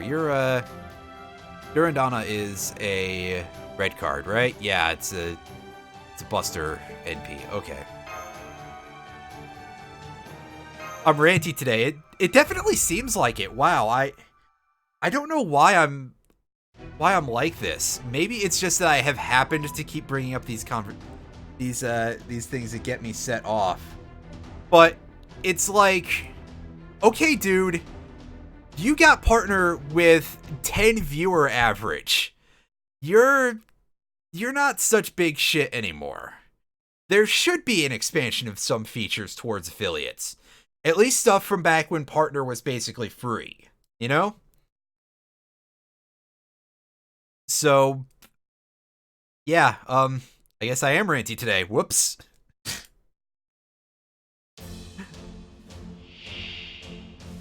Forget about all that for a bit. Let's get back to this and have a very, very questionable start. But we might be able to take down this wyvern in one turn. Actually, serious question. Actually, serious question compared to the serious conversation earlier. Pronunciation, do you guys say wyvern or wyvern? Or are you agnostic towards the bastards?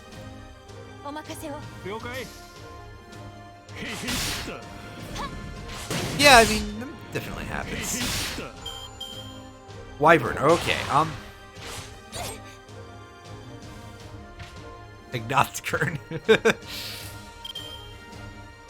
I like the way you think, mostly. Do that. I pronounced it solely as wyvern when I was a kid, but since then, basically everybody I've ever heard say it says it is wyvern, so I'm just like, oh, I've been fucking this up constantly, haven't I?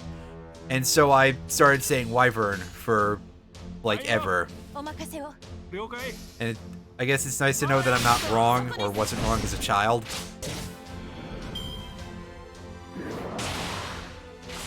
excuse. Question is, excuse what? Do I say ketchup or catch-up? Well, I definitely don't say catsup, that's for sure. I say ketchup. And Grimoire, yeah, Grimoire is understandable. That is just a choke point of letters, basically. A choke point of letters. I'm not even gonna go any further. It's a choke point of letters arranged in a French or semi-French arrangement, and French pronunciations can be a little bit funky for people who don't speak French to understand.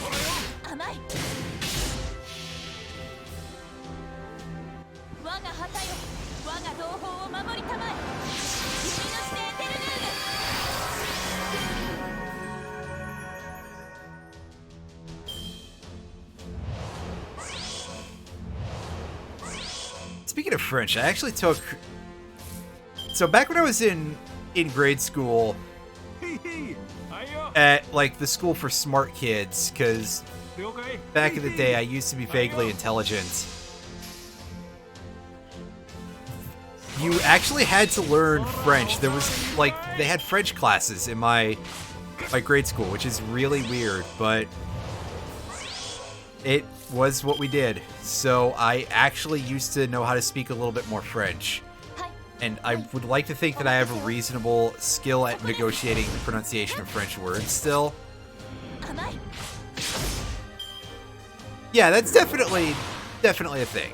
So, I'm not out here like, I don't get it, dude.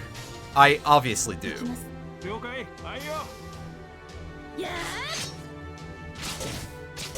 But I do have a little bit of a story to throw on the side.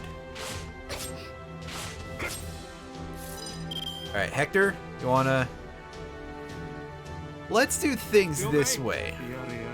I don't remember if I've shown off Durandana yet, but we'll get a chance to see that here.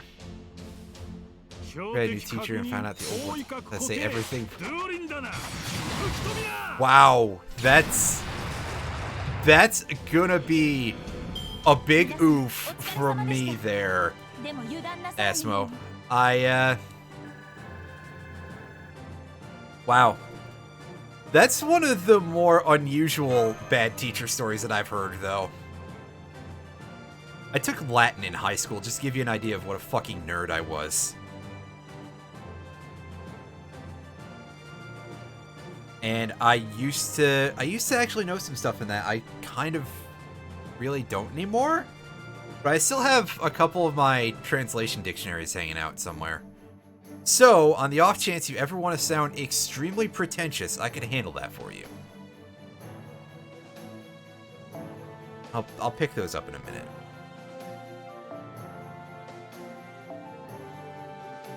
Alright, so we switch back around like this. That needs to come off.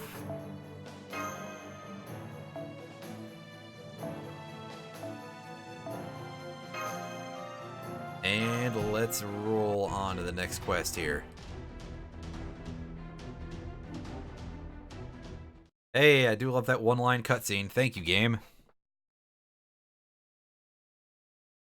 I'm sure that there's at least some bad film connoisseurs in here,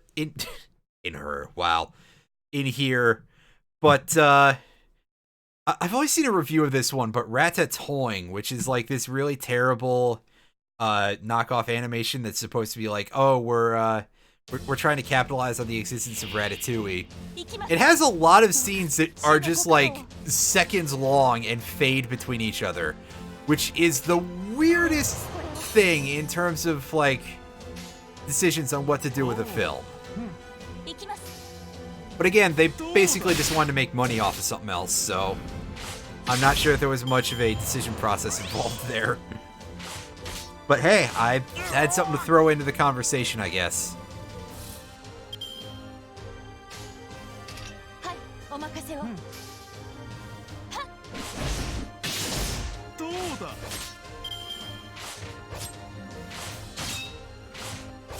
Anyone else here got any strange foreign language related stories? Or, you know, anything about learning anything really weird in school. Okay, good. I do have the Star Generation ability on. I was like, wait a second, did I forget to do that again? I did not. Amazing.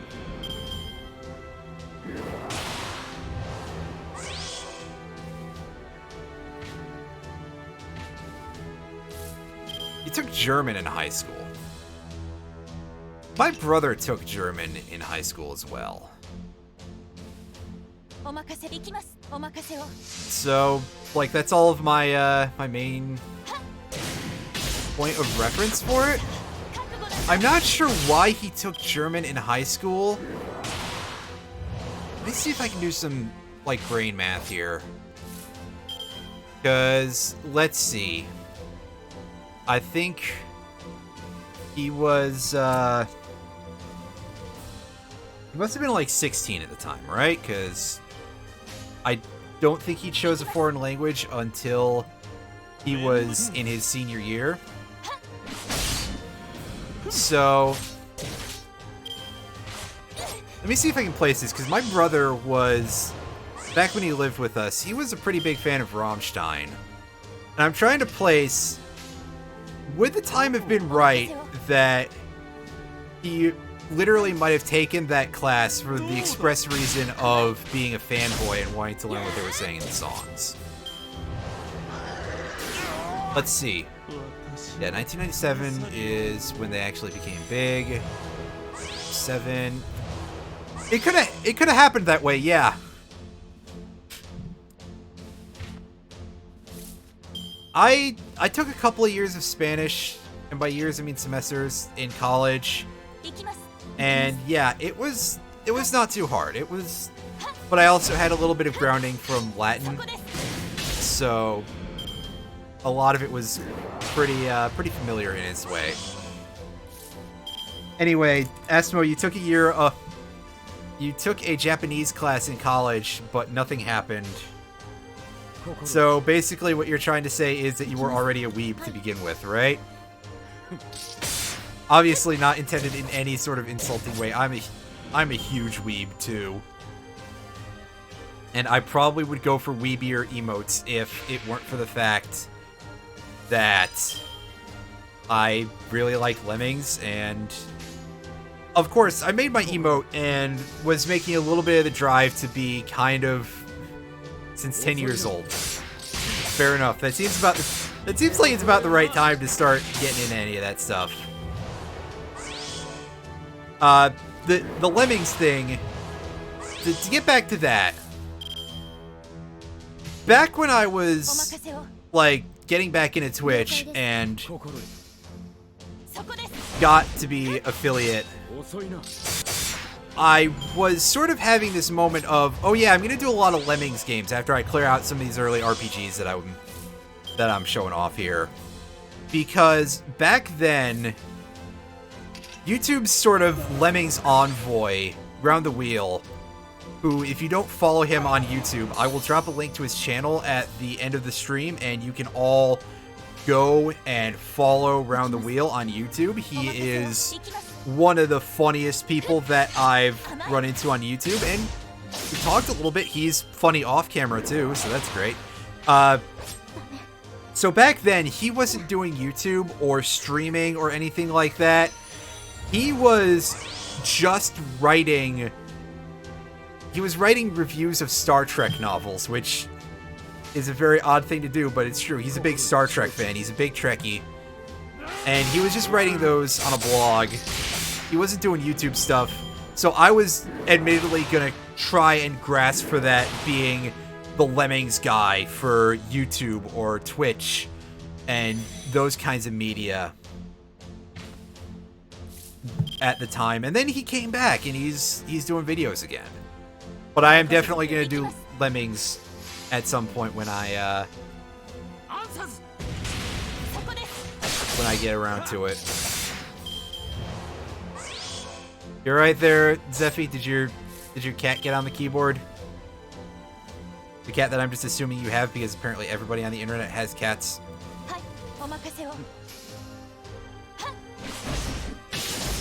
You know what, Alan? I ask myself that question every day.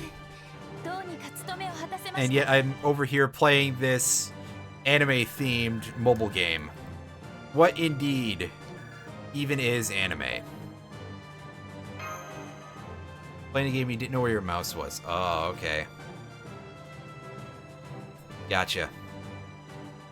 That's also a thing that can happen.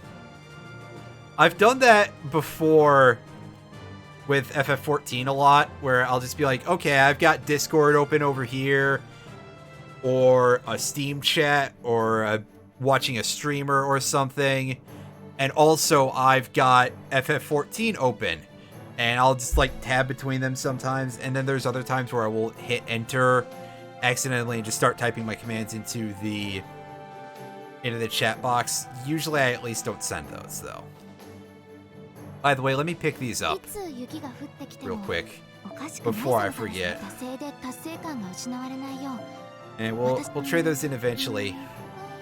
Meanwhile, I didn't know that Mosh was a fan of the crash test dummies. That's certainly a reference that I don't think anybody will understand anymore. The crash test dummies, what a band. They existed. They had like one hit song. They had one hit song and Weird Al parodied it, and that's about all that I know that the Crash Test Dummies had of a career. The musical group, we're not talking about the Incredible Crash Dummies, who were like a cartoon or something. And one of the more unusual ones at that.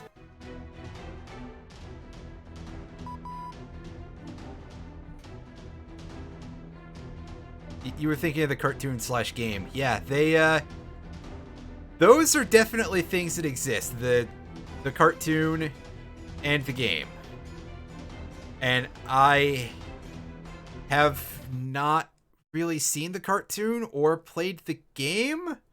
I just know they exist, and it was a very strange thing to exist.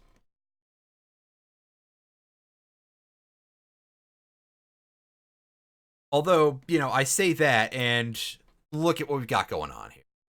Streamed the game and it was miserable. I must have missed that. Wow. I'm a terrible viewer, guys.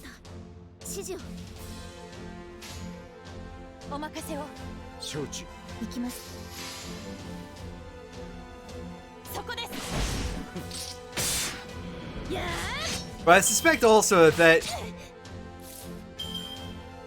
would be like another one of those games is just a pure shitpost for you to play. Excuse me. Like Wayne's World or Home Improvement or anything like that. Bad Mojo was a legit game, though. Let's not start saying that. I mean, the concept sounds pretty shitposty, but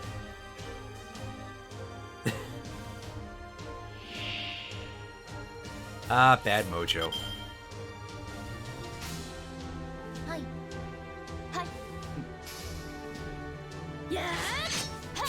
I'm gonna be thinking about Bad Mojo for a while. A Bad Mojo expanded universe. Oh my god. Fund it! Fund it! I don't have money, otherwise I would help, but nonetheless, fund it. I think I reinstalled the game on Steam after you streamed it, and I've got to play. Oh boy, oh my god.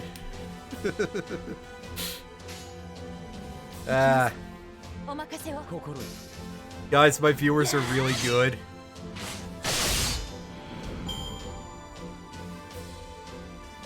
Good old bootleg Jim Carrey in that game. Oh wow, I didn't notice that this quest has more than 3 battles, which is something we almost never see. So we gotta sit here, we gotta plow through a lot of stuff. Haha, plowing. That's not as funny as it sounds in my head. Yeah, okay.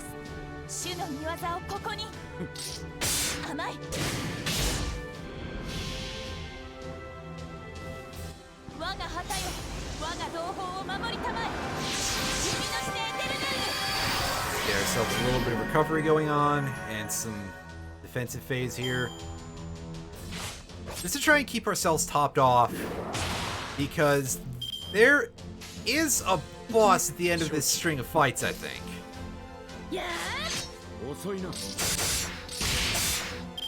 But right now our goal really is to get Kojiro's meter full for that purpose. It's only level 1 still. I don't think I've drawn another one of the... Oh no, level 2. I've only drawn the one other of Mr. Kojiro here. I haven't drawn, like, the other assassin from Fate Stay Night, who is another 2-star servant. He's considered... And that guy is considered really, really good for the purposes of generating crits for your party. But I haven't gotten him yet, so that makes me kind of sad, because I have a feeling that he's going to be a lot easier to break the level cap on than this dude. Who's just over here really giving me the business with what he needs there.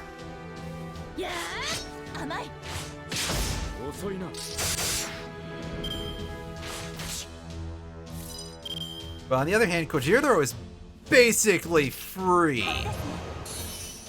Like, you get him super easily. There is kind of a reason why he's sort of memey in the community for reasons of being so good in this chapter, whereas everybody else who's good at it just isn't really mentioned. It's because of how easy it is to get him. Looks at the fact that I only have him at NP2.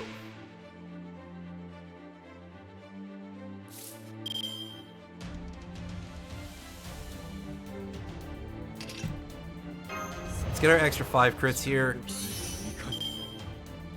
And we can do some pretty solid damage this turn, I think. Alright, so this should set us up for next turn. Which means that doing that Vitrify was ultimately kind of useless. Alright, so that'll give us a nice chunk of... Oh, 25! Whoa! That's pretty spicy. That's, we're really getting into the Tabasco sauce there, aren't we?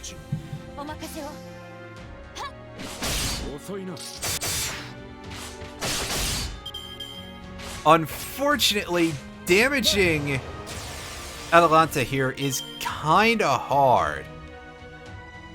Let's just keep doing this, though. Going for as much as we can, get some more, gotta get some crits. There we go. That's nice. Unfortunately, I don't think we have a guaranteed 7 grand this turn, damage-wise, so we go on defense for this turn. We want to block as much damage from that NP as possible. I think we will probably be safe, but just in case. Yeah, see, that's not going to do 4,300. Our draws were pretty shit, too, on that one, so yeah. Alright.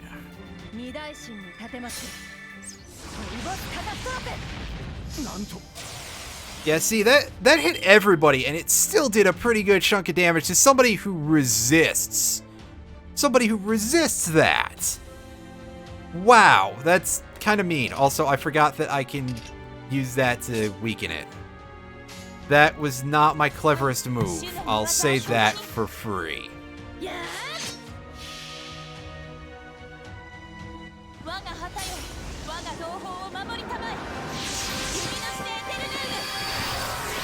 But thankfully, we can charge Jean's meter pretty fast to get a lot of defense phases here.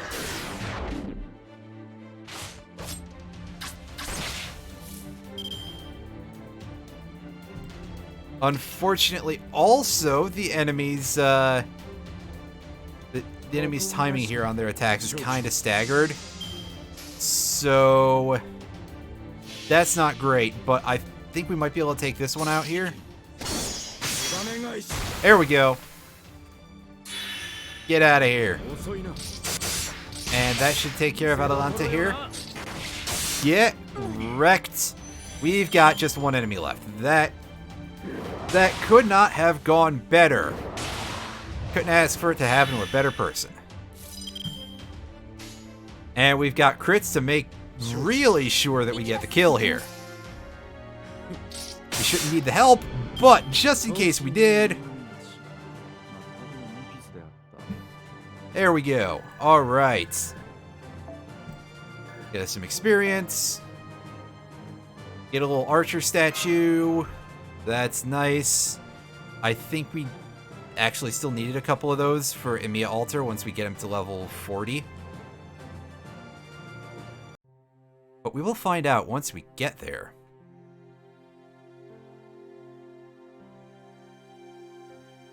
This is fine. Yeah, you sound like you're from that Casey Green comic. This is fine. As everything's on fire. How does the Berserk Archer work? Pretty poorly, apparently. So, like, what they're kind of alluding to is that the characters have been, like, driven into being berserkers by having their insanities pushed harder and that unlocking power, because that's basically what the Berserker class is all about in terms of the lore and everything. But obviously they aren't class changed for this, so it doesn't really work out.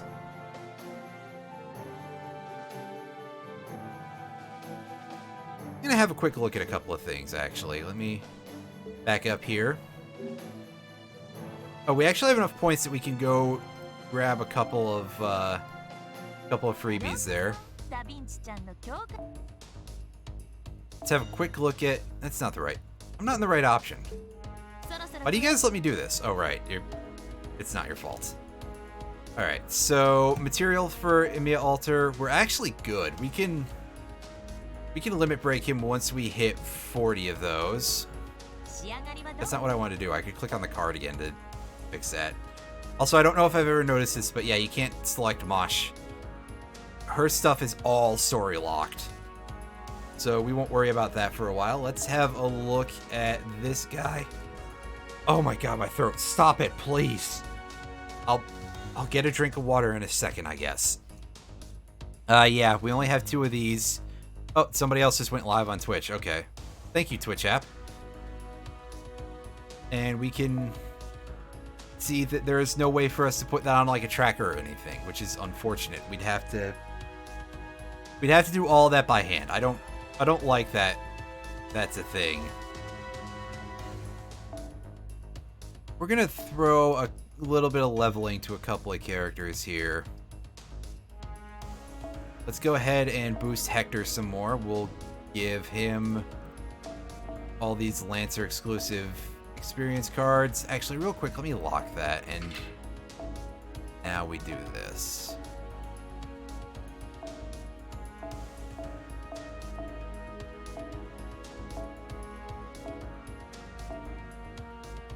Alright, buddy, how hard is it gonna be to get you to...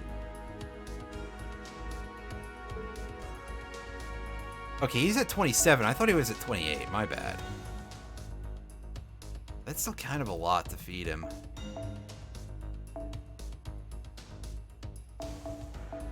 There you go. I'd like grid. Alright, so I think we can do something like this. I'm trying to save a lot of my gold experience cards for other characters. Is what's the deal here. Does this work? No. Alright. Yeah. Spends like 5 minutes trying to be efficient. Forgets that this reduces the efficiency of the stream overall in some regards. Alright.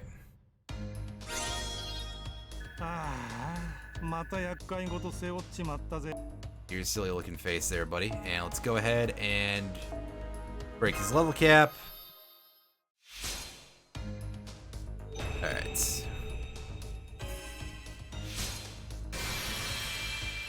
He gets himself a cool little cape. 調子は5割ってとこかな。万全万全。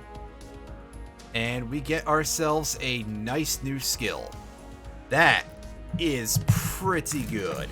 I will gladly take more stun effects. Unfortunately, he's now going to be locked at 40 for a little while because those horseshoes are kind of a pain to get. Well, you get them from those centaur enemies in the Valentine's quests, I think. But that does involve fighting some pretty tough dudes. So that's not really at the top of my to-do list right now. Alright, let's roll.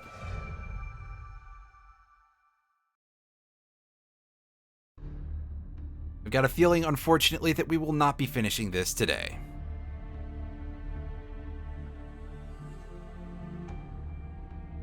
I'm enjoying all of the commas that get left out of this, or that are used extraneously. And I'm also enjoying pointing it out very regularly, because, yeah. It is definitely a thing that I notice quite a bit.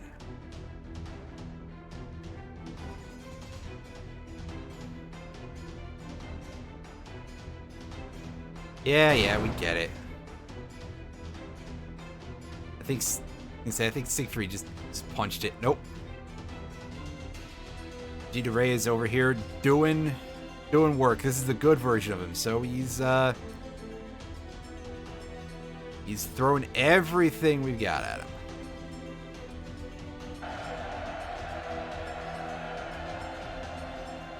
In the cannons.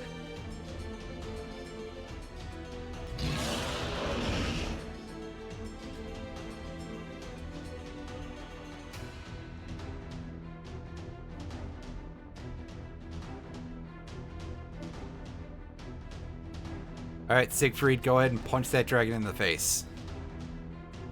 Punch the big lizard.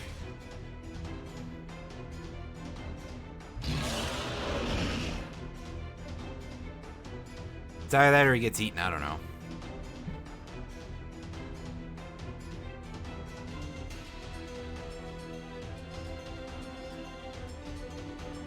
Only 2 of these nerds left.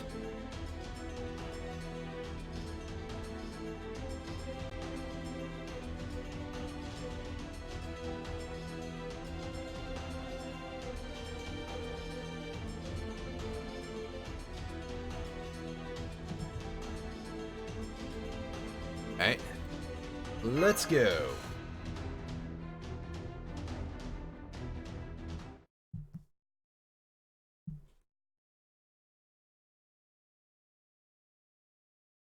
Alright, time to get ourselves involved in something that might be a little bit on the lengthy side here.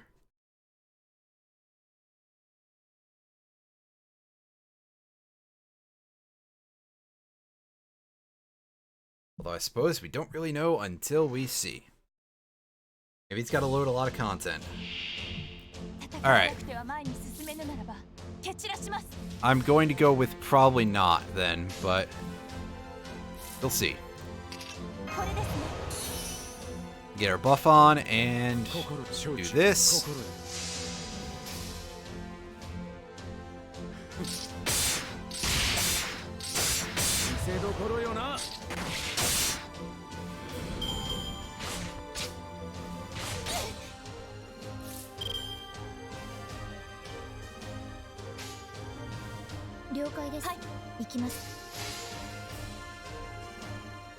With any luck, this will... I've got 70% crit on that, right? I think she did, it just didn't get us anything.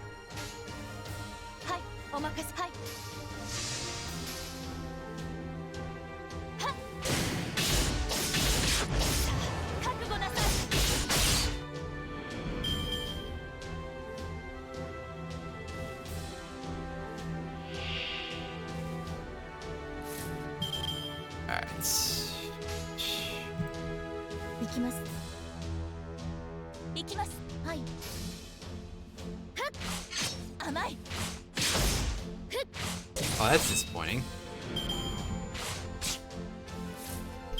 Disappointed! That's the third time I've made that reference today. And that's just on this stream.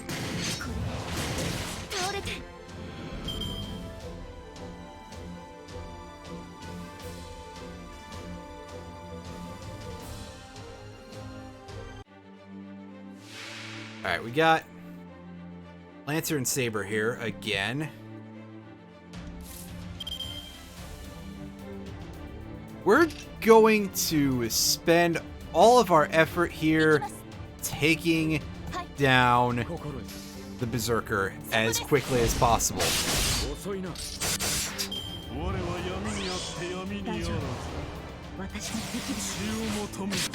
Unfortunately, we don't have him right now, but you have, that's a good point. That's all I'll say.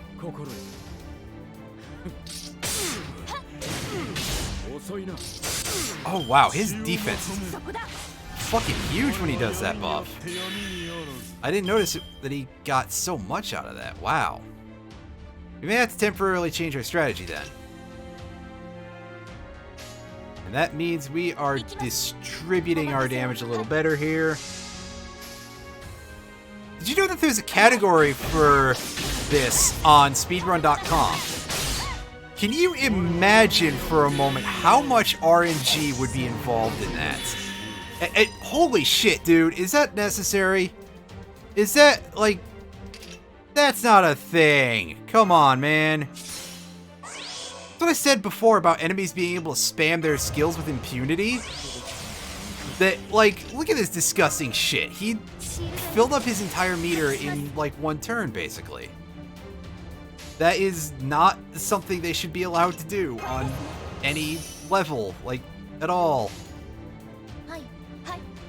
Gonna be honest, I'm not a fan.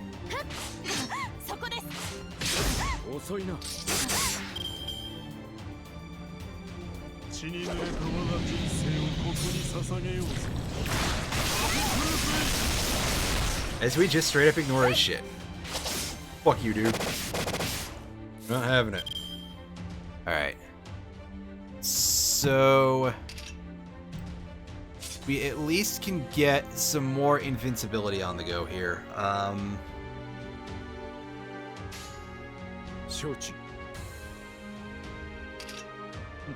Target that guy, and let's do this.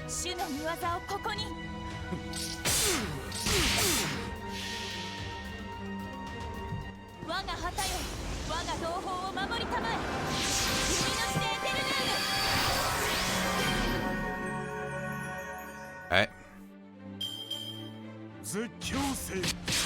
So we'll get to see what Chevalier d'Eon's thing is now. Because I don't think we have.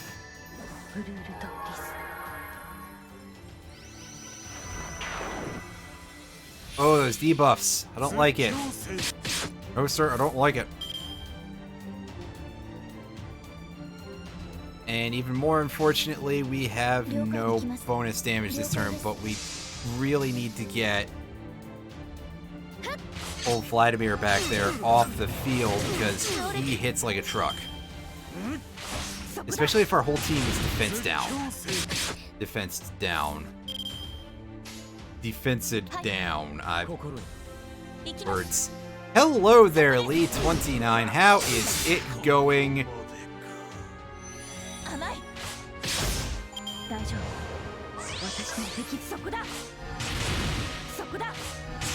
And our friend over here is dodging for this turn, but we have a bunch of quick cards so we can harvest some crits for the turn. For the next turn, rather.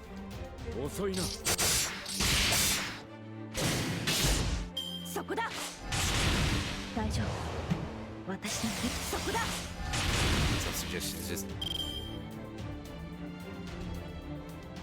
Oh, okay, gotcha. Yeah.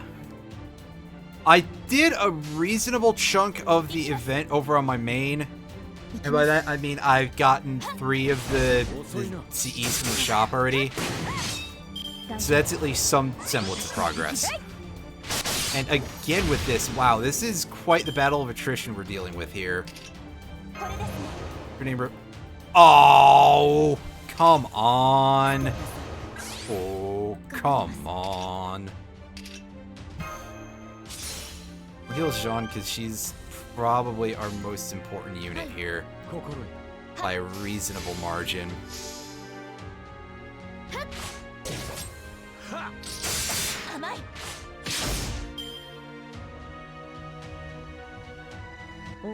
Then we get hit by this again.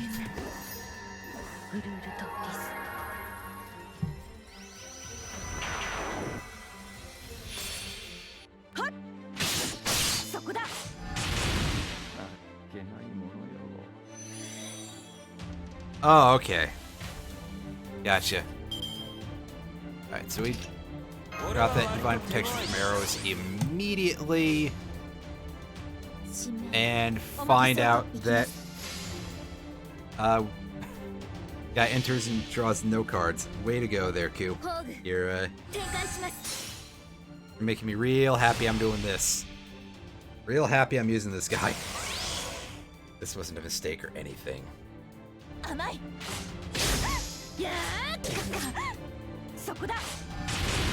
mean, saying that. Gotcha.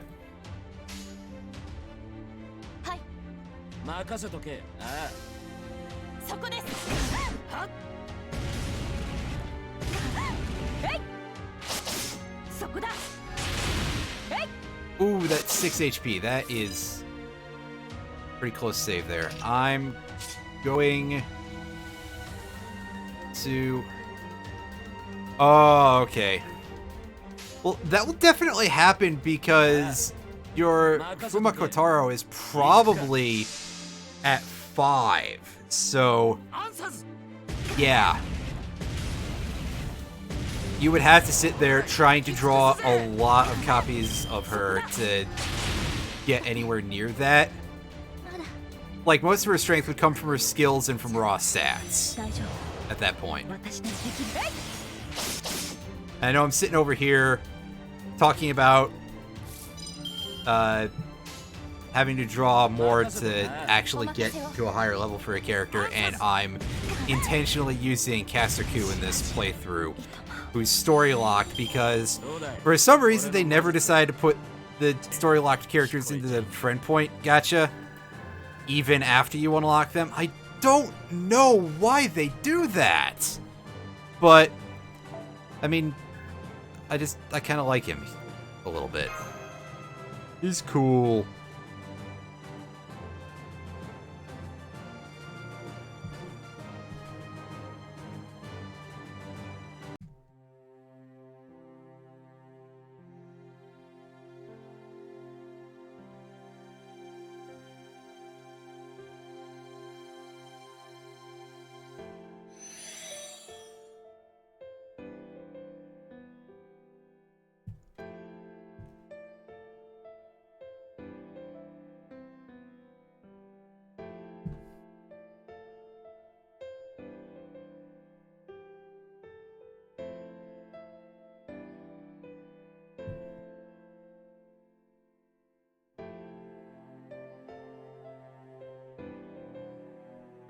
Oh wow, that is bizarre. That's really, really strange. Especially because, like, it's not really unfeasible to use an NP5 level Noble Phantasm as long as you have Thomas Edison and the right CE there. Like, that's really strange. I'm kind of surprised to hear that for a lot of reasons. Alright, Mozart, you can get in here and we're gonna do this quick switch here and see what we can do.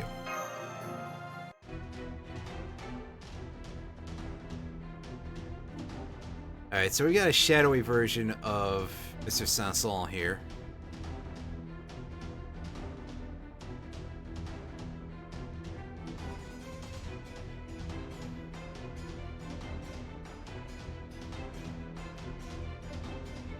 the way the stats work in this game in general can be kind of odd. Like, it's very non-linear a lot of the time, so yeah.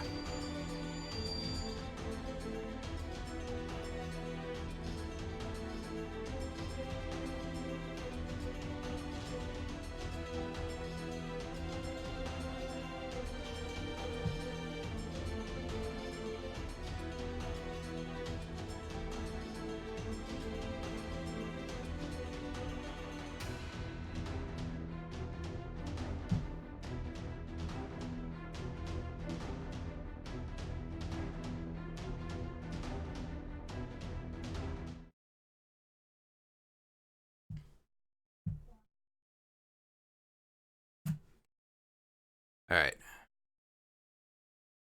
Waiting. As usual.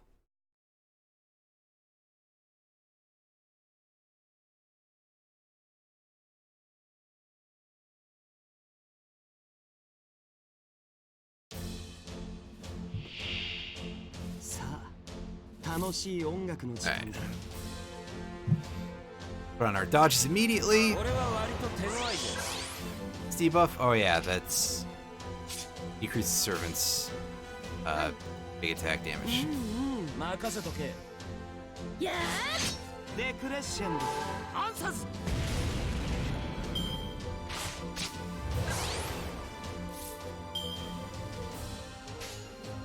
Alright,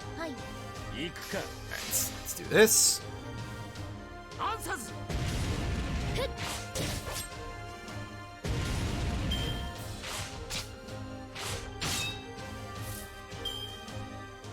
Oh wow, I survived with 2 HP. Thanks, game. That's real good.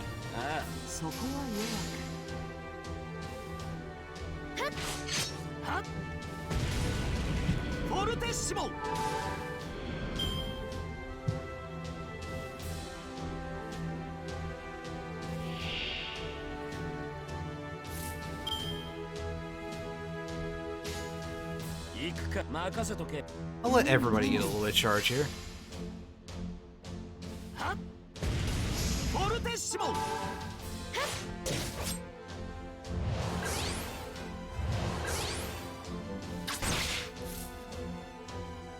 Yeah. That's all I got at the moment is, yeah.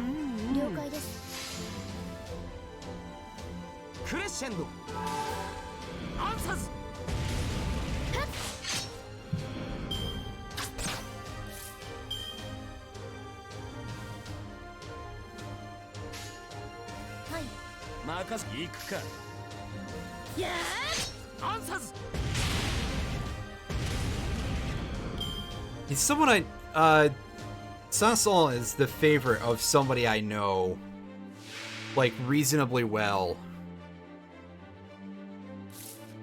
So I do admit that I kind of bust on him a little bit because they get kind of over the top about it. Like, yeah, he's definitely pretty great, but like the person's like, oh, he doesn't get any merchandise, and it's very hard for me to not say that, yeah, that's probably because he's one of the lower rarity servants and not really one that has a ton of fans. I mean, again, not to say that he's bad, obviously not. And a lot of the lower rarity servants in the game are very useful for a wide variety of reasons, but how surprised can one person be about something that relatively obvious? At least it feels kind of obvious to me.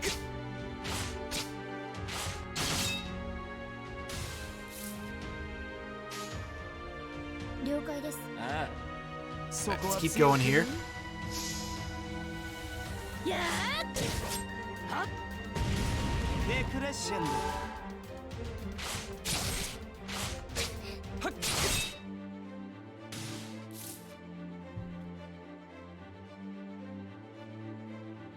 Yeah, I actually think he does. Which, that is kind of a surprise. That, like, he gets to come back for the newest story arc, too. Like, maybe there is something to it, you know, in that regard. 公演の時間だよ。宝具展開します。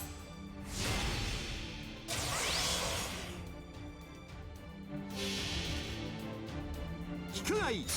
魔の日レクイエム4です。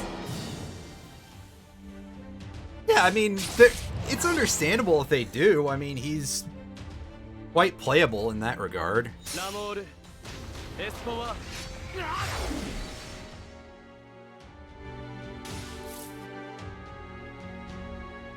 It's just that I think ultimately it's only gonna get so far, you know? 了解です。クレッシェンド。はっ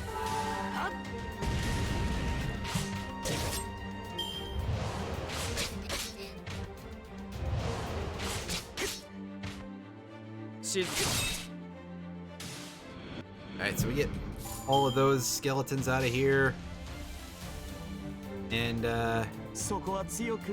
yeah, let's show this off one last time, because 任せとけ。 I do like this guy. As I said, I want to give him his day in the sun. I wish he was better. 焼き尽くせ。非常にウィッカーマン。しまった。申し訳ない。僕はここまでです。見事な采配です。先輩。 Yeah, Caesar got an animation update, which means we won't see it for 2 years over on this this playthrough, but that's pretty cool. Although again, I think that a lot of people like kind of really like Caesar also. Like, he's kind of entertaining and he's really strong. Also, I mean, he gets that big stone arm in the one the one form, and he didn't really do much with it, so I guess that there is also a good reason to do that. I'm definitely glad for him, though. He's been pretty useful since I've been using him. I should probably give this guy a shot if I ever actually manage to pick him up. On this playthrough, anyway. Obviously, I have an NP5 on my, my main already. So I could probably just level him up on that if need be and see what he can do.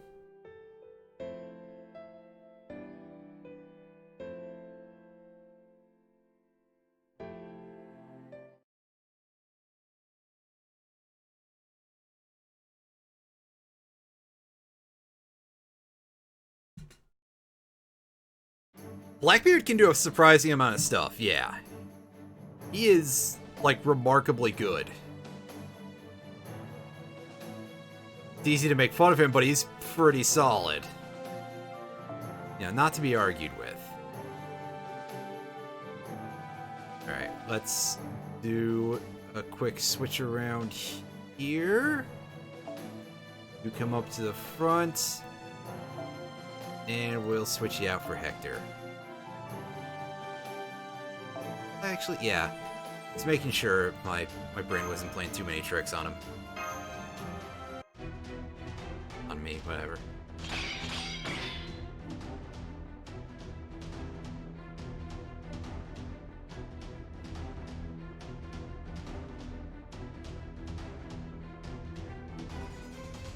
Yeah, he's definitely able to stick around pretty good, so yeah.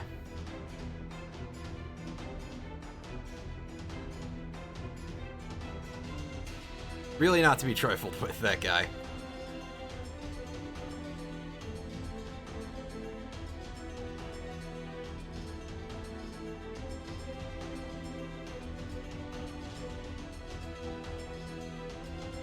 Like, it would definitely come as a bit of a surprise to be like, oh wow, this guy is...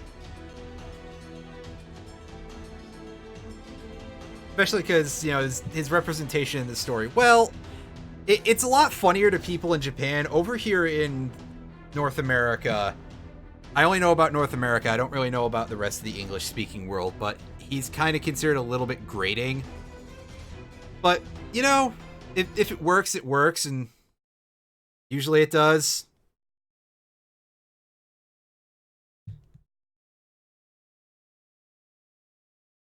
And, you know, if it hashes out to being a good character, if if he's quite playable. I've definitely used a couple of characters that I'm not sure how I would feel about them as characters most of the time. I feel like,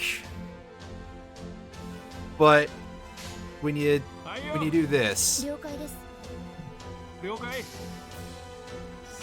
yeah. あらよった Like, I'm over here with Elizabeth in my party, and I don't really like her very much. Which, I don't know if that's, like, a hot take or anything at this point, but I wasn't really a fan of her. But she's quite useful as a character, so yeah. Yeah. I keep getting sidetracked over here by my questionable tastes. オッケー。任せていいじゃない。 Alright, so she's gonna get all 3 attacks here, and we're gonna それ。 have some of the sound effects be incredibly loud and a little bit crunch there almost.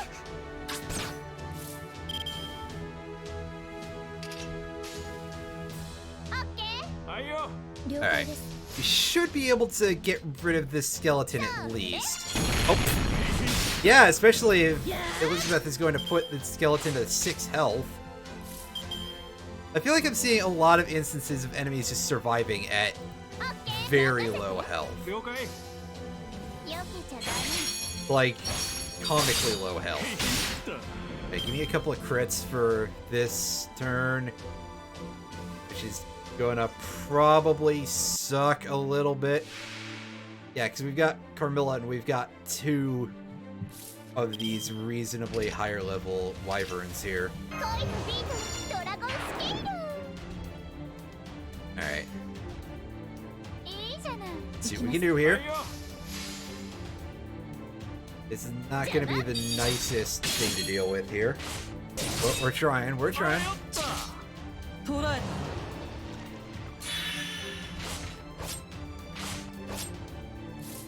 And of course, she also has that charge stealing ability that old boy had. いいじゃない。 Vlad. はい。 Forgot his name already. Amazing. それ。 Let's see if we can't slow her down at least a little bit here. Because that may be as much as we can do with this. Is to just slow her down from はいよ pulling out absolutely ridiculous nonsense on us. はい。へへったやー。いただく。 Right, if you could just not insta-kill anybody with that, because it's basically as strong as her NP is to just destroy somebody in 1 turn. Save our 2 good characters here, and 了解はいよ了解 as much damage as we can, そらよ which is still not necessarily a ton. If everybody wants to try and wail on Hector and get him some more charge, that would be great. 苦音の宴同州は時の果てにファントムメイデン Alright, so that was... So we dodged that. That should give him at least a little bit of something. Amazing. They pretty much all did just target him. Unfortunately, we've got another big hit incoming. 頑張ります。 I don't like that that's the way things are hashing out here. 了解です。それ。へへったいただく Can you stop that? Christ. It's like really obnoxious. Go ahead and heal. 任せて。いいじゃない。 And I seriously just don't want to like sit here and use too many command seals or anything. それ。 Even though I don't really have a huge use for them at the moment, I just don't kill her. Well, Mosh can go down, I guess, because unfortunately that was just going to happen. Alright. evade.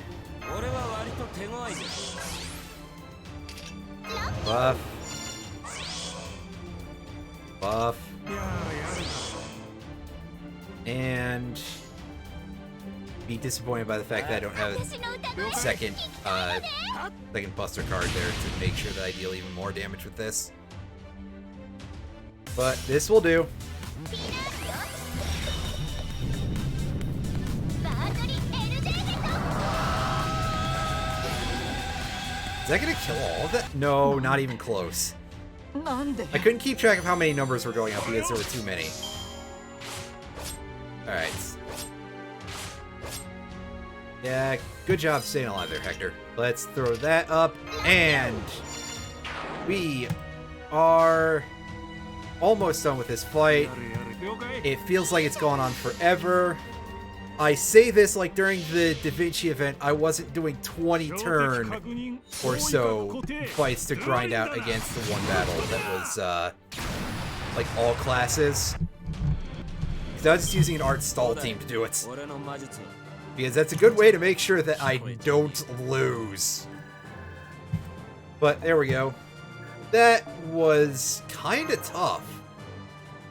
I would have been legitimately worried about, like, losing that if I hadn't been leveling my party pretty heavily.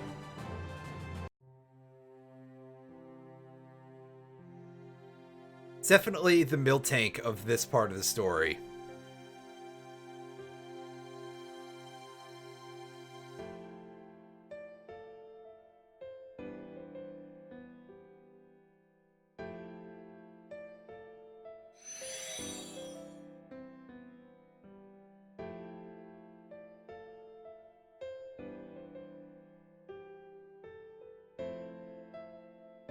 Alright, so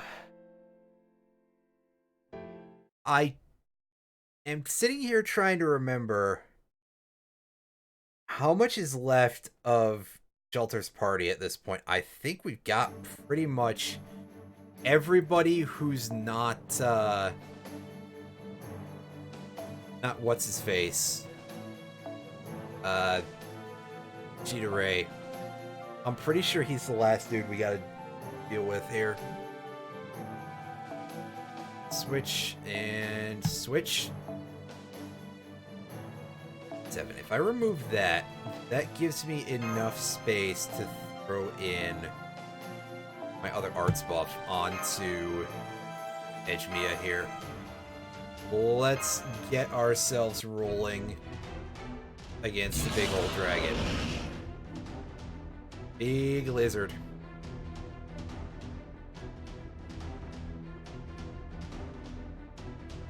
Let's see what we've got to deal with here. Are we fighting just this, or are we dealing with multiple waves of enemies?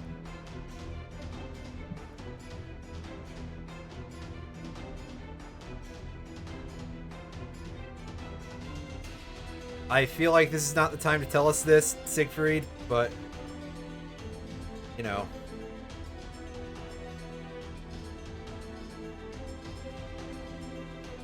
Excuse. Alright, let's do this. Let's do this.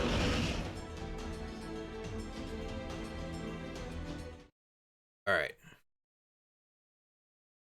This should be Siegfried's time to do a pretty decent job. Again, we lack for a story servant who is a storyline NPC who is assassin class, so we just gotta do what we can with what we have.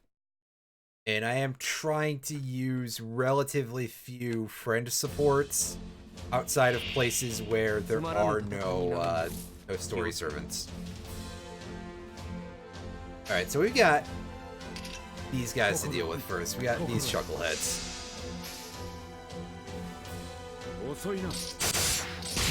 This will be a good time to let Kojiro get charged up.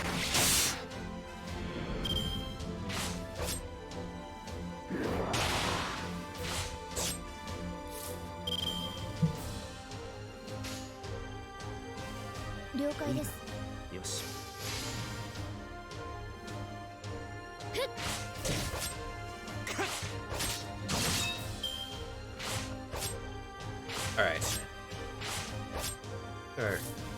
good condition here. 心にあ Keep going, keep going. Unfortunately, we didn't take out that one in the 2 hits. That's kind of a pain. これか But thankfully, we have a heal ready to go. あ承知心にはっ遅いな Yeah, I knew that that wasn't going to be a kill, so I wanted to get a little bit of extra meter and a little extra crits. Alright. Battle 2, we've got some pretty heavy HP going here. 了解です。心に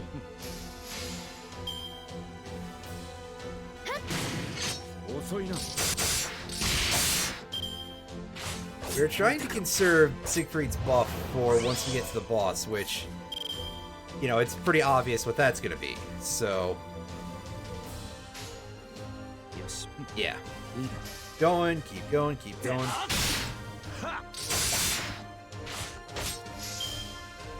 Alright, Siegfried has a full charge. Need to get Kojiro into the same place. If only I could draw the goddamn cards I needed. Sit here not getting what I need at all. That's disappointing. 倒れて But we cleared out the big enemy here. And that one is the only one that can charge its, just charge itself in between turns, or in the middle of its turn. So that's a huge get. 遅いな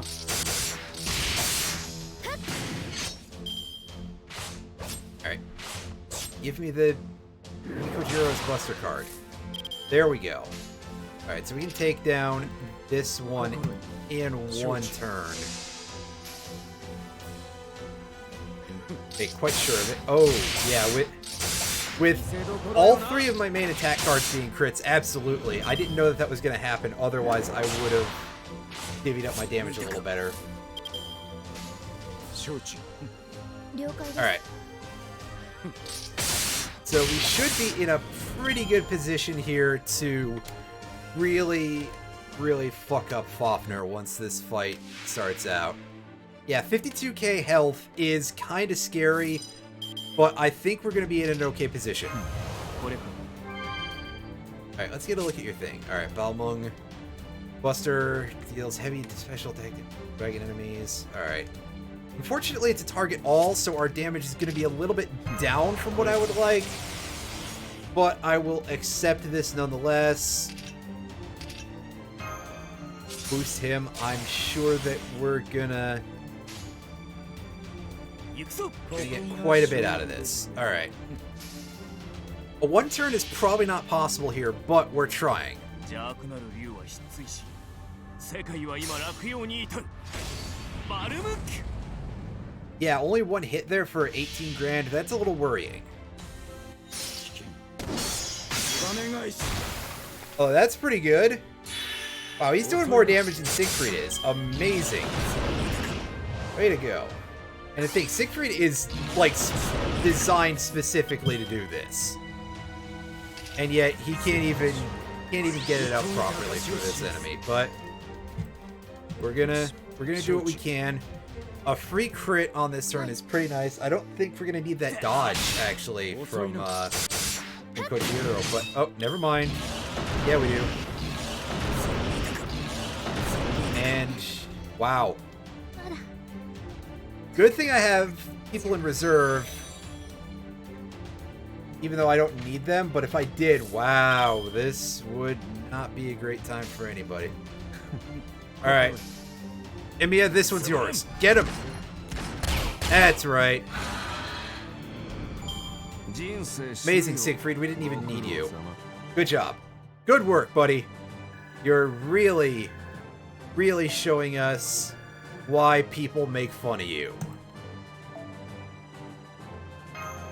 But we got some decent rewards out of it, and get to keep going with the story, obviously. That's the thing that's kind of the bigger deal.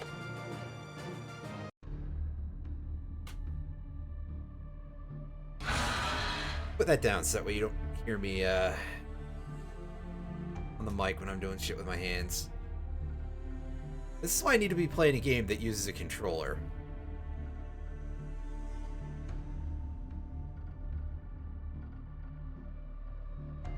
And the rest of the wyverns are flipping out. Basically, just got Jita Ray and Jalter here. I think that's all we've got to deal with left in terms of story bosses. We are almost done with this. We may actually get a chance to dance here. We may actually manage to finish this, which is pretty impressive considering how long a lot of this takes. Yeah, it's gonna be at least another one from here.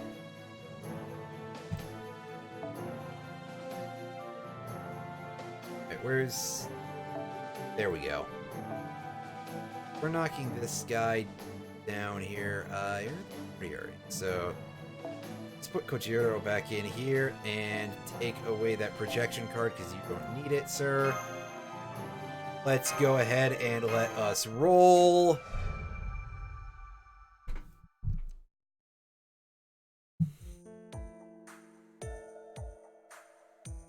I hope, and I know that this isn't going to be the case, but I'm really hoping that there's only 2 more story quests here and I can finish this and finish out the stream for the day before I have to leave for my appointment.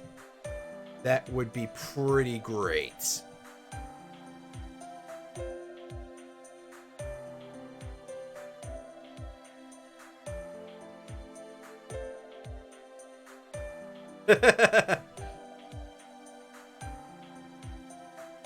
You're having a good time over there. By a good time, I mean the exact opposite of that.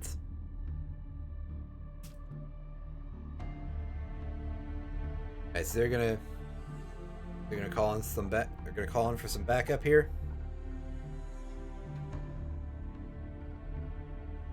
Yeah, Prelati's spellbook. The story goes about Jita Ray that in his life, at least in real life, like he was a very strong supporter of Joan of Arc, and when she was burnt at the stake, he went nuts, and this ended up kind of applying to the version of him in story 2, which is why we see 2 versions of him.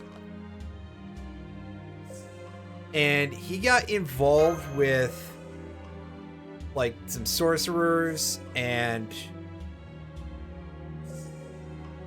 Francois Prelati, I think his name was Francois. Yeah, I almost said Francisco, but no, it's Francois Prelati. Was a clergyman of a very, very corrupt sort who was getting involved with black magic and all that shit, and so Jita Ray started hanging out with him and started murdering a bunch of children. So that's really, really delightful, isn't it? The version of him in Fate is significantly worse than in real life, but of course a lot of that is based on real life perception, or at least the perception of the real life perception, I suppose. It's been said that Jita Ray was the inspiration for Charles Perrault's Bluebeard. Although Bluebeard killed his wife, I think, right? And that's not quite what happened, just very similar, though. And again, let me remember to turn this on. It'll probably be more useful in the later fights than the first one, though, so I think we got away with it. I think. There you go, buddy. Let's keep going here.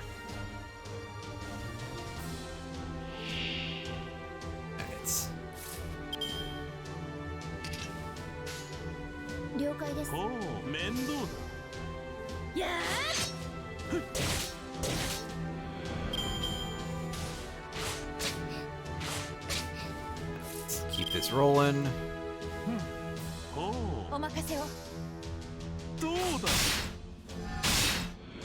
Don't think that guy's gonna go down. Dang it, I was correct.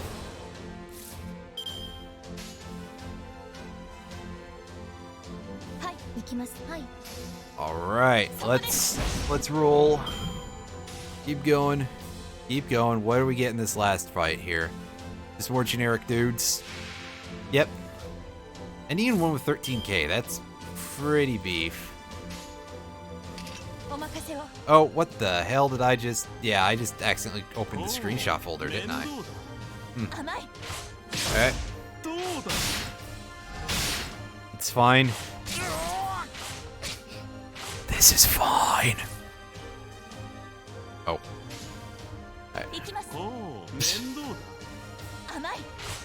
Yeah, don't worry, it was nothing that could get me banned this time.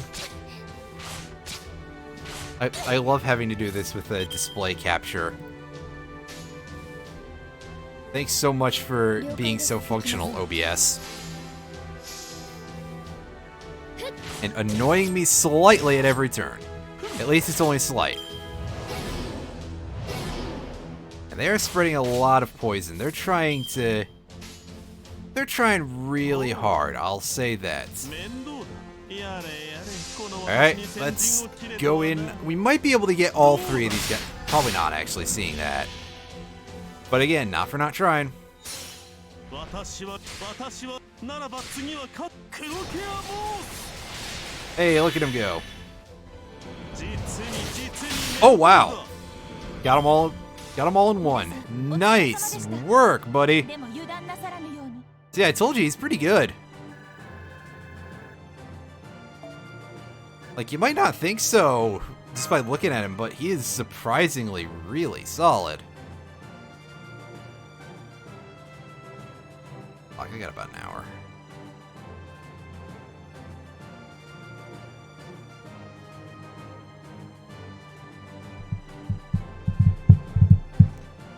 Loading? There we go.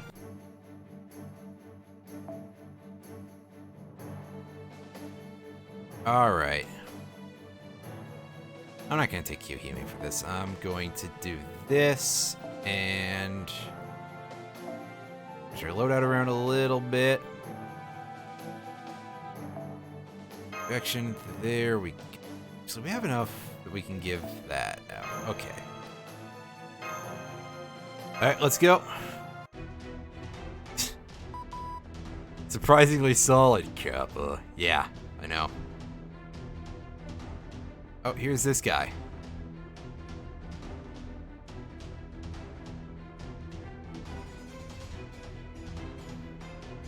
Nice teeth.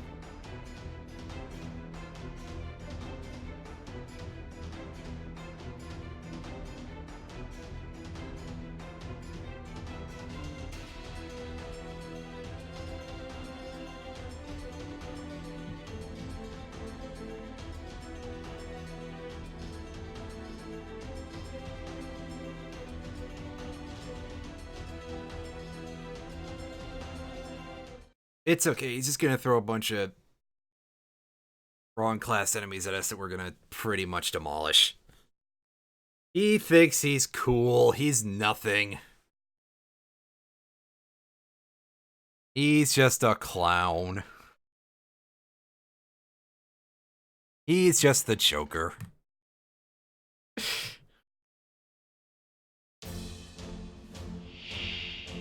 う完了。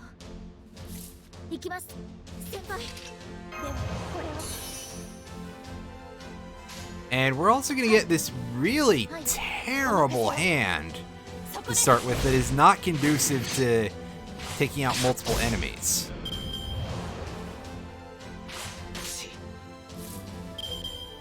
But this is much better. This is much more what we're talking about here.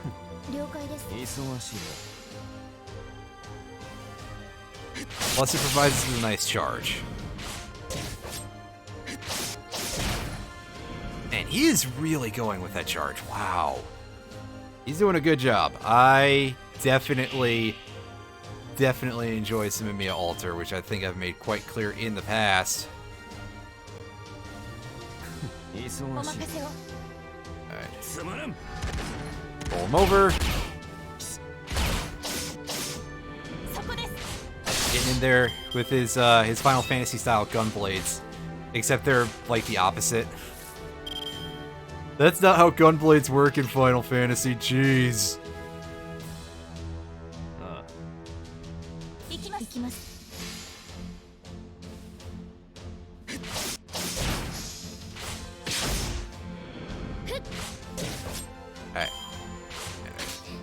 Alright, alright, alright. お任せを。行きます。了解です。 And no doubt about it, there's gonna be something pretty meaty at the end of this. So we'll get to see Unlimited Lost Works again, which is always a delight. Always slightly horrific, but you know. 忙しいな。魔力を回せ。 Alright, let's go. つまらん。 And here comes somebody exploding. I am the bone of my soul. As I pray.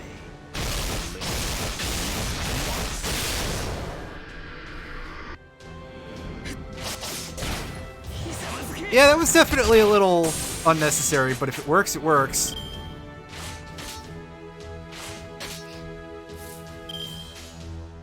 Alright. One last enemy. Nice and simple. Granted, I still feel like we took really long, but that's mostly because we got some pretty funky draws there that stopped us from just speeding through groups of enemies. Oh well.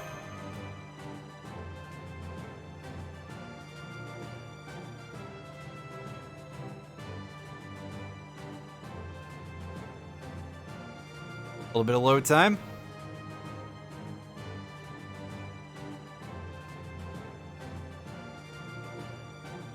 I think my emulator is still confused after I accidentally popped that window open. Excuse me.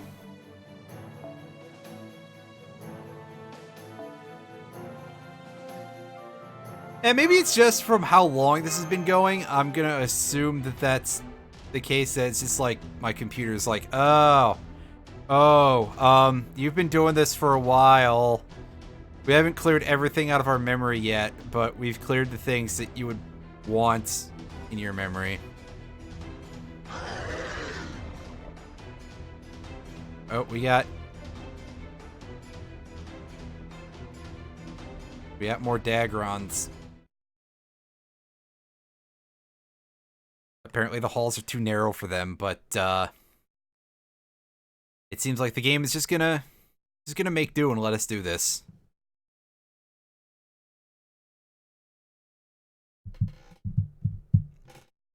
It's just like any other dungeon where you get way too many enemies for the size of the halls, right?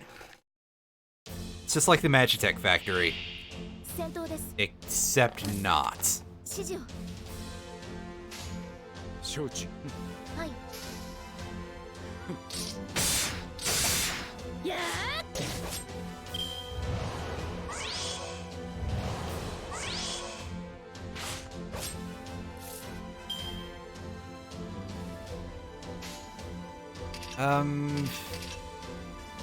お任せを。 Yeah, this will be fine. 心得。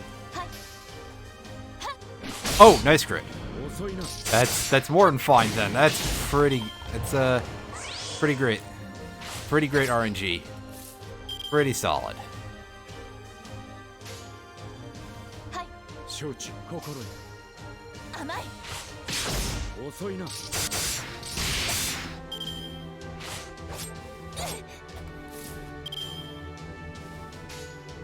行きます。心承知。 そこです。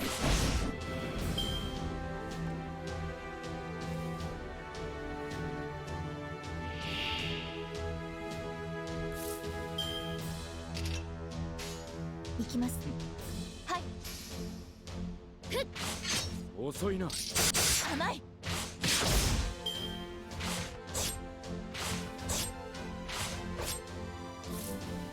Well, I'm glad that at least they're 承知。 not giving us as many sets of 3 enemies, just お任 because せを。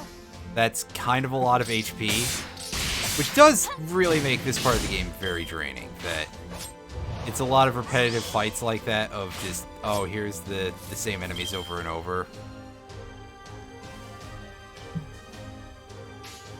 行きます。はい。そこです。そこです。Okay, I was gonna say, it feels like just doing that. That'll be fine. But 心承知 it worked out. It was not a big deal. 遅いな見せどころよな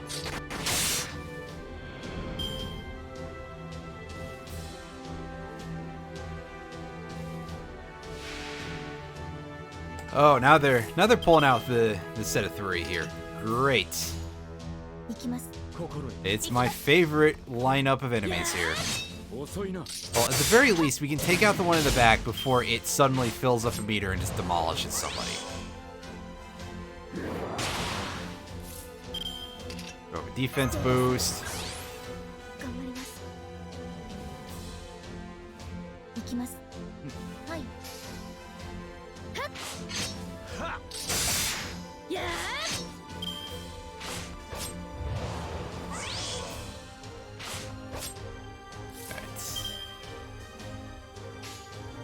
行きます 心よここ That might be a bit of a waste of Kojiro's quick card, but nope, it worked out.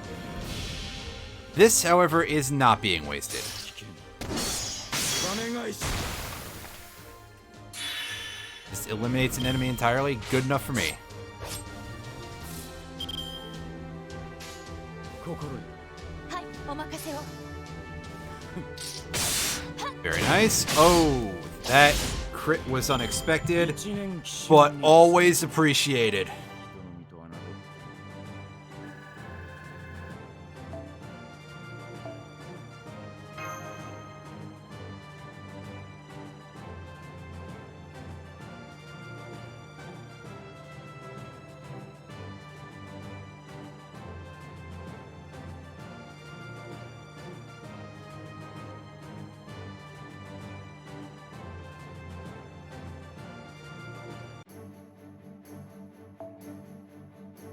Okay.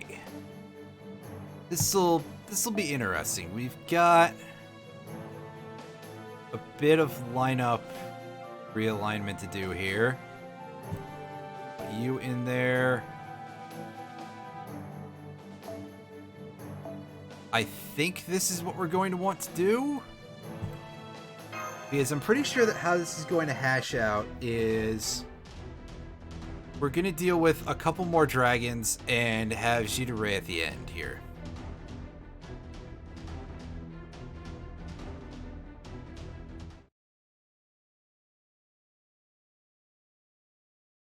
Mr. Crazy Eyes back there.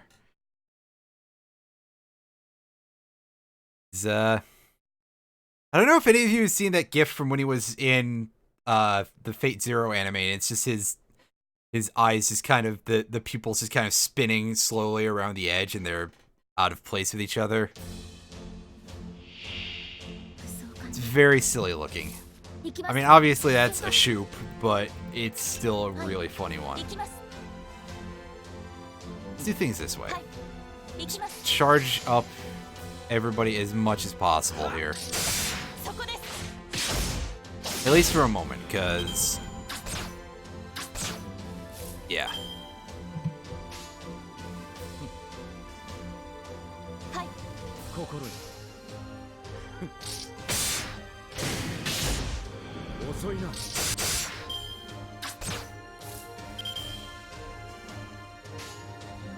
行きます承知はい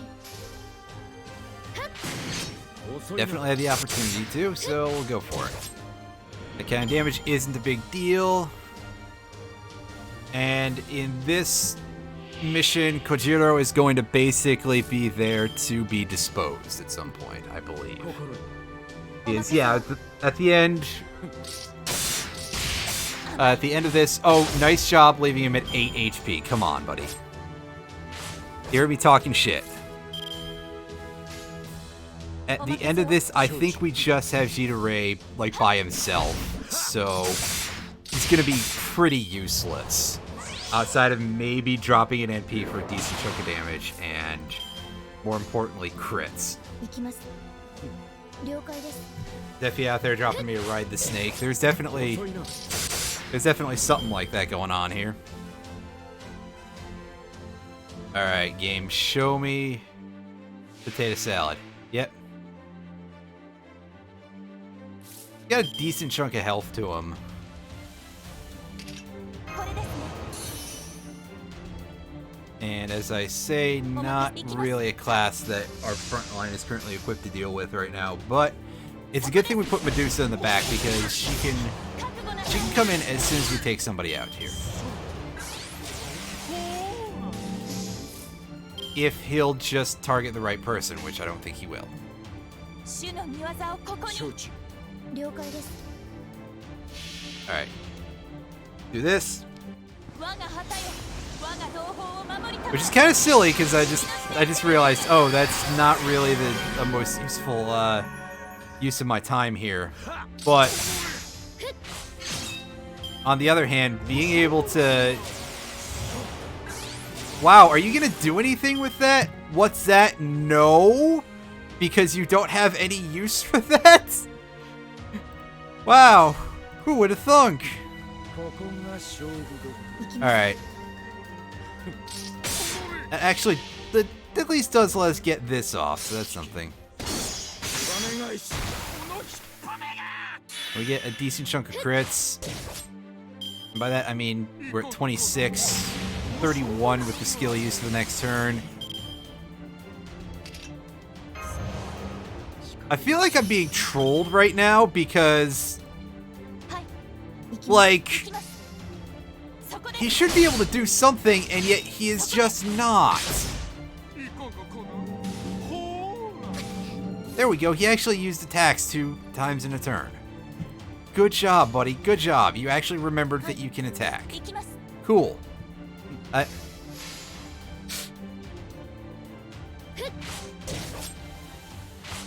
On the other hand, this does give us a chance to let him show off his thing here. His thing not just being spamming mental corruption, and again, I'm not 100% sure why I did that. 頑張ります Maybe I'm just at a point where I really do just want to flex on the guy お任せ because he's being this useless. 甘い Alright, so now we're gonna get to see what happens with Prelati's spellbook here.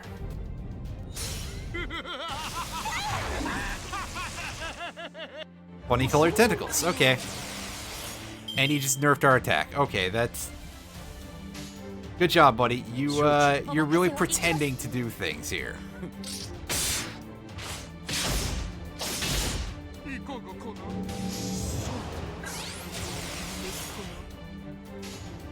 はい行きます 承知。 Alright, well, I'm giving you every chance in the book here, basically, Chief. Surely you can do something, right? You're... はい了解です行きます Caster Form Jita Ray is kind of considered one of the worst servants in the game because he excels at a very, very small niche that is almost impossible to exploit. But there's also the part here where we're apparently seeing that his AI in the story is goddamn trash. 甘い You know what, man? You snooze, you lose. Get the fuck out of here. 見事な采配です Like, come on. 先輩 At least pretend that you want to win this. And he didn't. I almost let him drop Prelati's spellbook twice. And he just was like, I see this opportunity, I am pointedly ignoring it. Oh my god,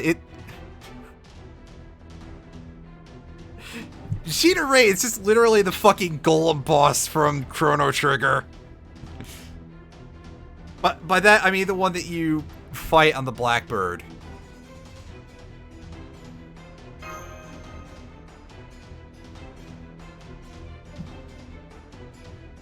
Where it just shows up like he starts counting and then it turns out he's afraid of heights or like he forgets how to count down from 5 or whatever. I don't exactly remember how it works.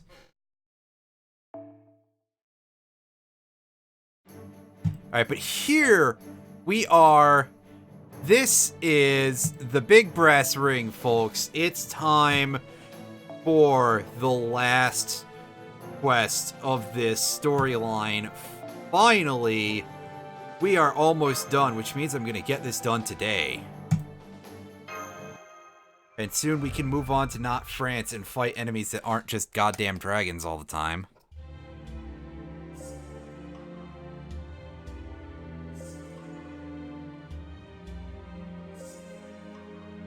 You're wondering how exactly he started to look like that compared to his saber form, aren't you, Jean? I almost called her Jean. Way to go. She's not from No More Heroes.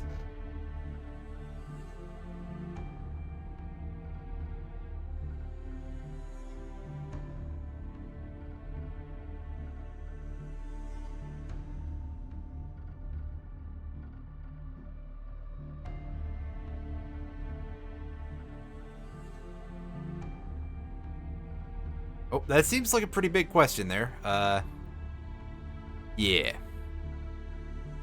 That might actually do something.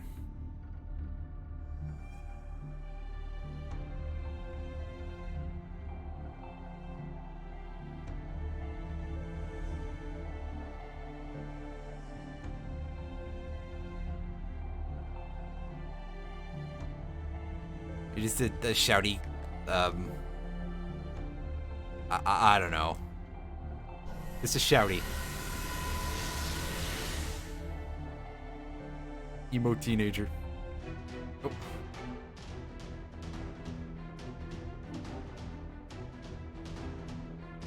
Oh, okay, so she can nuke out the Shadow Servants, I guess. Alright. These will be pretty easy. Like, they don't even have real unique graphics, not that one anyway, so... We should be able to deal with this. I'm sure they're nothing.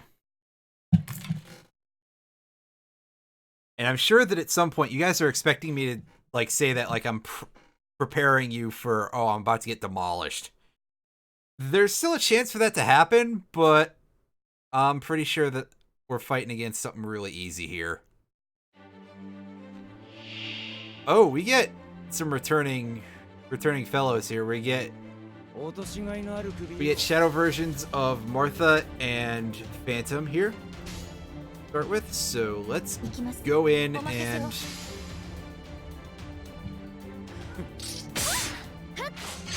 we do some pretty decent damage here, and I don't think Phantom's gonna have even the slightest chance to, well, he'll do something to my ears, that's for sure. I was gonna say probably won't have a real chance to use his NP, but even then I don't think he has that. I think he just does the equivalent of his extra attack.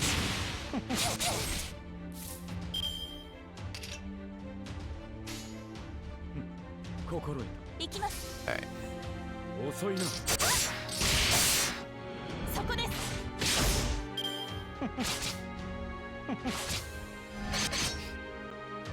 Wow, he's really going in here. He's trying pretty hard. We should have enough damage to take him out here, though. Yeah, we definitely do. Get your ass out of here, buddy. Alright, Battle 2. Show me what we're dealing with here. Alright, we got Atlanta, we've got Lancelot. Oof. That's a pairing and a half. Do this. Can we one-turn Shadow Lancelot here? We might be able to. It'll be tight. Oh, no, we're definitely doing that. Oh, yes. Get out of here. Beat boop, motherfucker.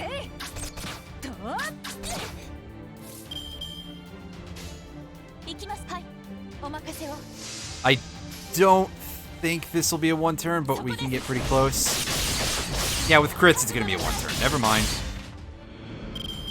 This is a really, really shockingly easy turn of events here. And who's last? Who is number 5? Oh, hey, wow. It's Herc. Heracles is here to try and show us what for. but he's not really going to get too much of a chance to be too impressive, I don't think.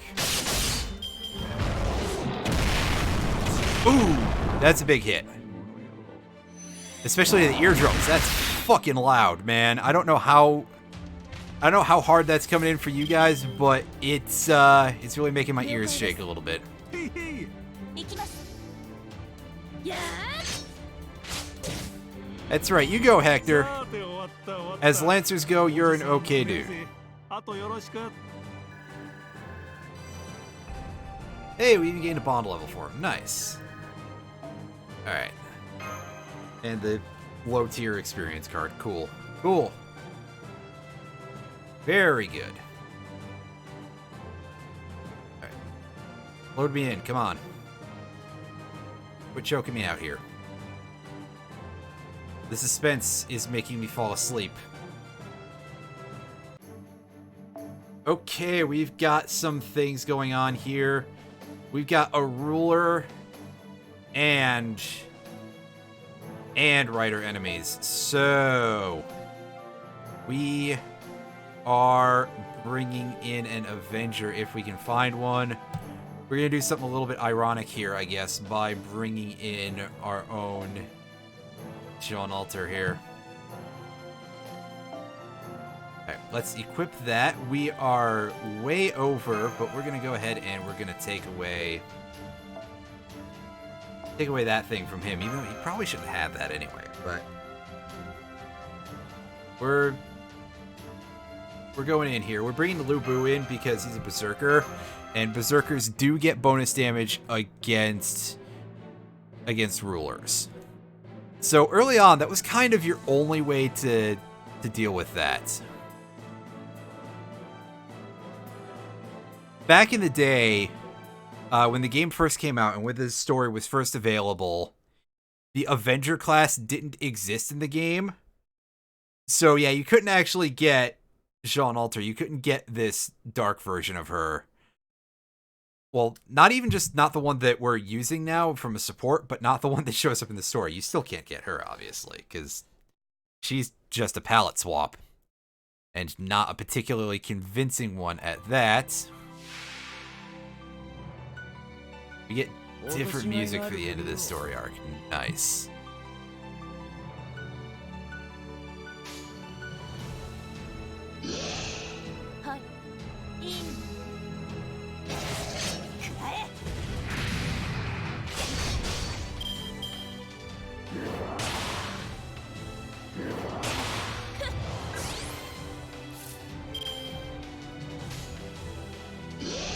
And keep in mind that every other class is resisted by rulers, with, like, very few exceptions. So when this came out, this fight must have been a real pain. I pretty much just always cheeseball this with somebody's support, obviously, because why would I want to torture myself?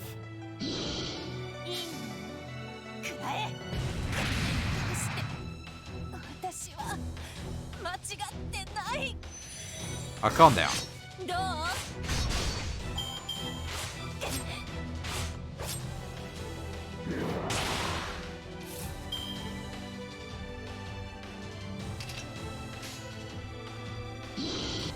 I think Lu Bu can just take out that one in the back all by himself.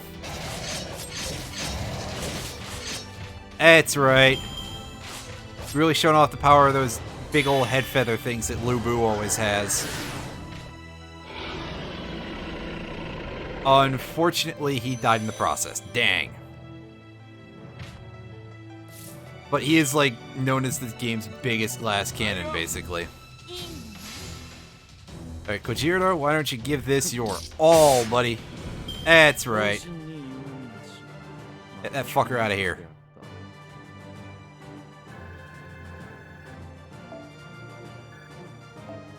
And we get some, stuff. We've got, like, one battle left after this for this story arc, and then we can take a break until probably tomorrow, maybe Thursday, depending when I get to it. But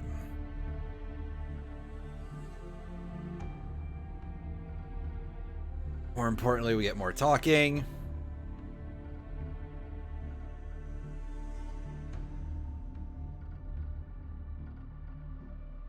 Ray somehow managed to survive the whomping we gave him.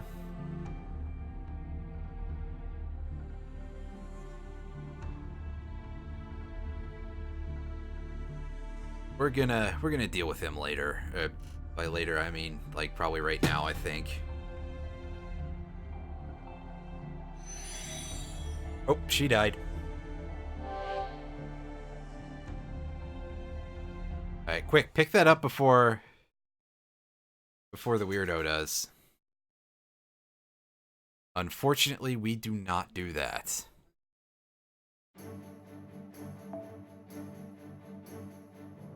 So, we have no rider allies here that we can rely on. That's unfortunate.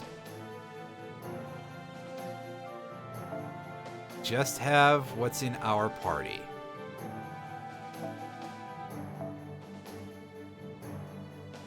Not neat. Here is importance. There we go. You, however, can carry that just fine. On the off chance that we lose somebody against Mr. Clown Man here, who I'm sure we're gonna find that he's gonna be the most useless bastard possible, as usual.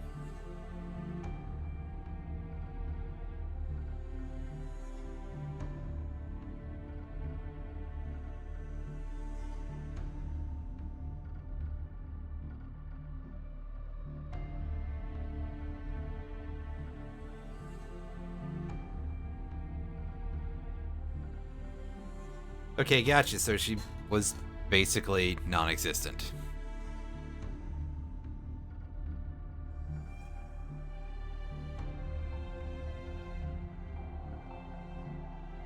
And so this is basically a huge swerve that like takes away a lot of the way the story goes. Hi there, Combius. I'm gonna go with that for now. Combius. Hi, how is it going? We're actually getting pretty close to wrapping up here. We gotta do this one last fight, and we see the rest of the cutscenes for this story arc, and then I'm gonna be heading out because it's getting pretty close for me to. It's 2:30, and I gotta leave at. Right. Combi is enough. All right. Well, hello there. I gotta. Once I finish this off, I'm gonna be heading off in probably 20 minutes I'd give it. But again, thank you for watching anyway. I appreciate either. I appreciate it no matter what.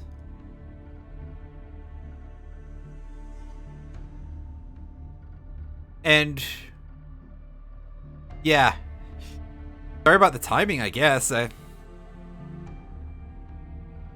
Alright, so again, this is sort of dealing with this very interesting idea with history because, of course, Jeanne d'Arc was originally a supporter of Jeanne d'Arc before she was burnt at the stake, and he kind of lost it after she died. So there is sort of this idea a little bit there of wow, what would he do if he had real power, basically?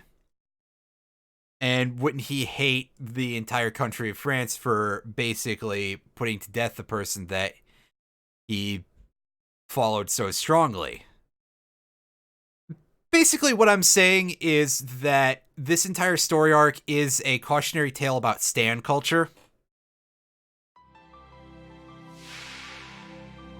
And oh, he's looking a little different. He's got some squid bits going on here. And I'm not even talking about just standard tentacles. He's definitely got a little bit of obvious squid design here.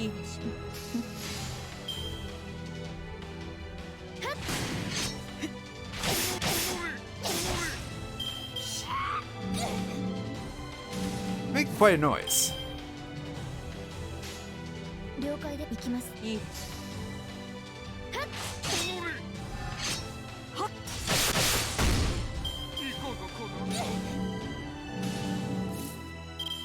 This music kind of reminds me of something out of Hyrule Warriors. Like a very specific track, not... はい just in a very general way, but it's mostly because of the way the drums are playing in the parts where you get those going.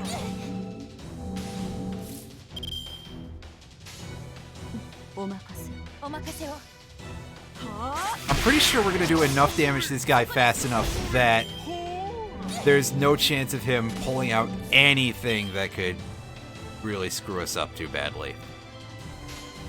行きますお任せいい Although I'm also fully prepared to be proven wrong if necessary.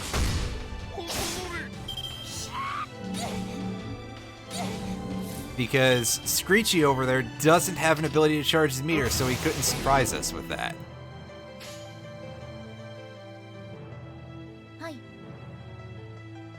お任せ行きます Let's go for it this way and have all options on the table for defense. Again, make as much of a choke out of this guy as possible because, honestly, after the disappointment that was that last fight, in fact, I think we can just kill him this turn.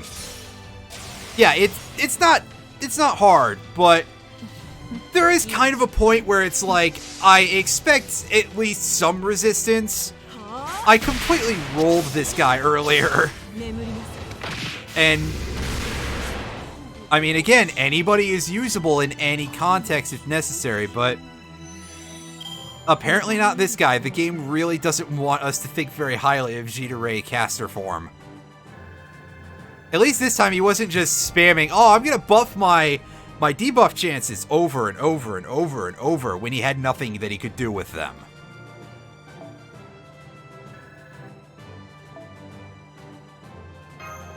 Let's get ourselves, let's get into this cutscene here and finish off the storyline finally. I've been streaming this like, yeah.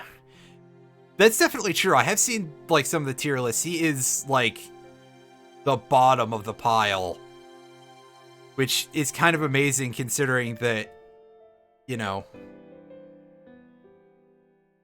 Phantom exists. No, Phantom definitely has his uses. He's just really strange. Meanwhile, Ray apparently does nothing. What a talented individual.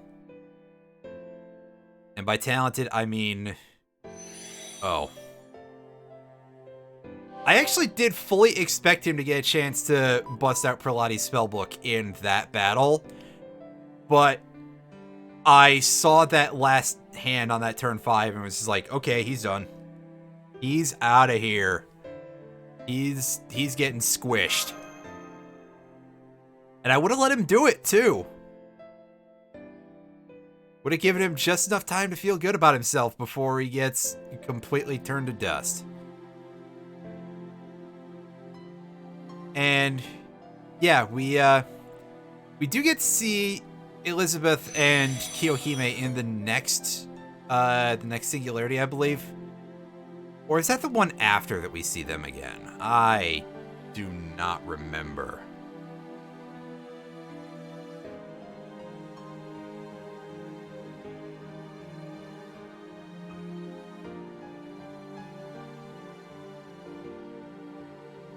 Next is Rome. Okay. I have my timeline a little bit mixed up. It's been a very long time since I've done any of the earlier storylines, obviously. So, yes. That'll happen. Later on the dais, we're probably not going to use you very much, but you do have your uses. For example, Mozart has a skill that at level 10, I just discovered recently, at level 10 gives you 50 critical stars. So he can basically be like, hey, here's a one-turn guaranteed crit for your entire party. Which is kind of neat, but that seems like a... But other than that, like, he's... The arts buff, I think, is pretty good, but meh. We probably won't see a whole lot of him unless I get people who are in the audience like, you should definitely use these characters that you have. Oh, Camelot's a bastard. It's fine to be stuck there. You can just... in some regard, I hesitate to say you should be stuck there, because that just sounds mean. But if you get stuck there and you gotta take time to get through that, that is absolutely understandable.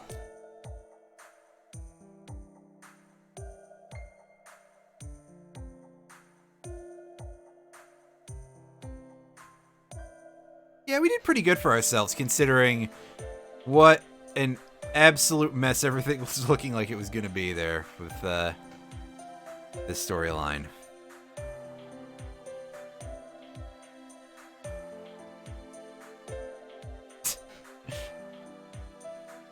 Nobody knows what... Nobody knows what this weird Eevee is yet.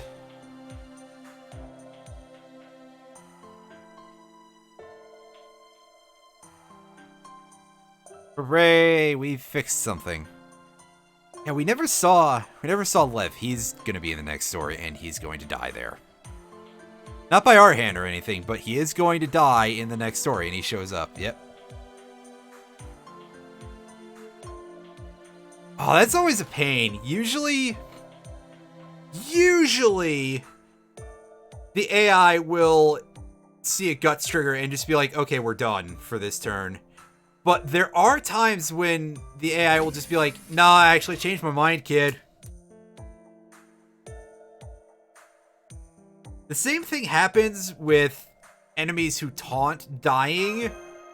That usually also causes the AI to be like, okay, we're done here. But sometimes, no. They just refuse to...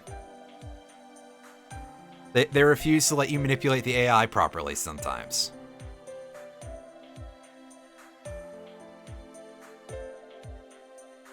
Are you sure he's a doctor?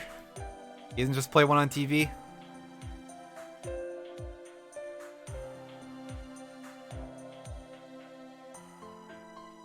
Yeah, see, there you go. I explained that before.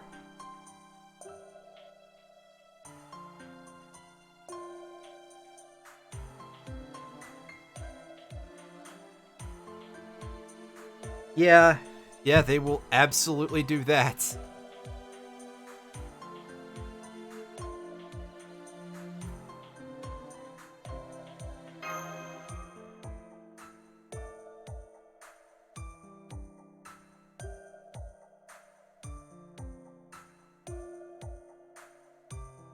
Oh.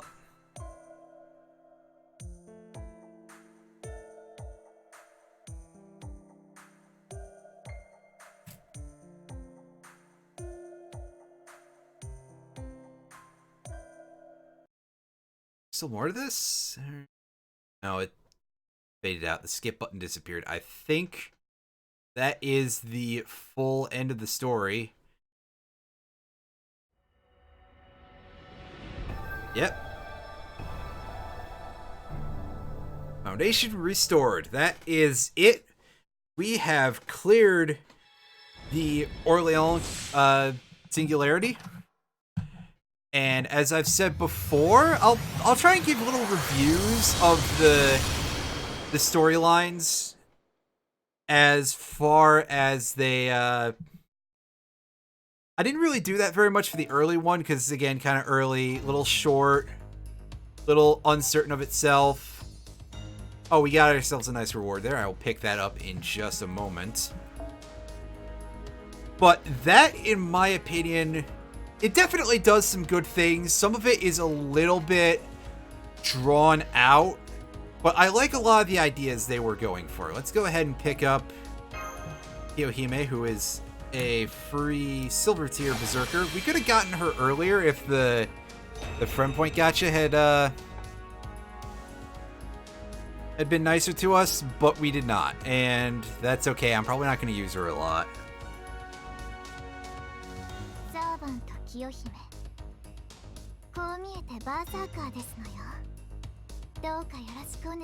Yeah, that is some very terrible luck there, Combi. That's pretty rough.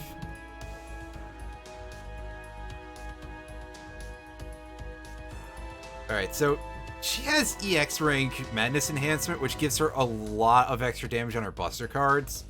So she can hit reasonably, but again, not a huge issue here. Although also she does have that 10-turn burn thing that we saw on Kucaster, so you know, she may yet have a chance. 2月今年もまた甘い香りのする季節がやってき Yeah, ます that's ね true. She's not without her uses, obviously. マスター Go ahead and grab our 優れ 310たマ ports スターに here. は幸運がついて回ると言います And I'm going to wrap things up today by spending my friend points, and I will throw a couple more one-shot draws at the gacha here, just to wrap things up. We'll see if we can get a couple more characters, or really anything useful.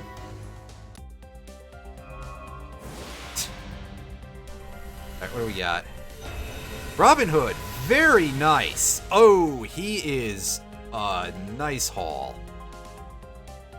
はいはい呼ばれたからにはそれなりに働きますよと I mean, we got a lot of good archers already, but Robin Hood is considered one of the best of, like, the more budget-oriented single target archers. He does a lot of damage. He has high damage potential anyway. So we'll probably put him to use for a few quests here and there. And we get nobody new here, but we do get a couple of pretty nice things. Most notably, we can upgrade Kojiro's Noble Phantasm, same with Arash, and also we get Dragon's Meridian, which is a pretty nice budget CE. We start with 30% meter. That is pretty good. Yeah, it's definitely a nice thing to get him upgrade a little bit, because we're going to be putting him to use later on mostly, but definitely in future, いらっしゃい千里の he's going to be crashing into a few folks.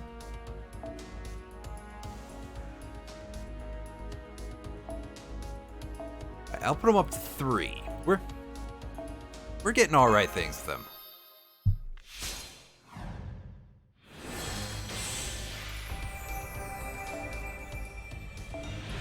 Because I guess at some point I'm going to have to show off exactly how explosive that ability is. And there we go. We got Amadeus to NP5. As I say, I don't know how much we're going to put him to use, but we have him there if we want him. And scroll down. Oh, right. We got to scroll back up for Kojiro here.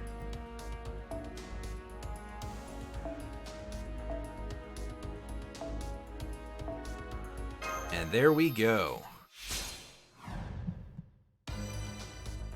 Yeah, it is absolutely absurd, but 仕上がりはどう it's one of those things 細 that, かな変化でも成長 as I've said before, I try to demonstrate a lot of things with my streams, so I would like to show that off as a thing when we get there. We get a little further along. But now that we've put those into use, let's load in here. See if we can't get ourselves some nice draws here. I'll throw all 8 because I don't really value single draws too big. Too big of a deal. Oh wow, that is pretty great. Hey, we got a 5-star now. サーバントアサシンセミラミスださてまずは玉座を用意 And we got Semiramis. That is a nice occurrence. ないのであれば I would say that this is more luck than I get on my main, but that's not quite true.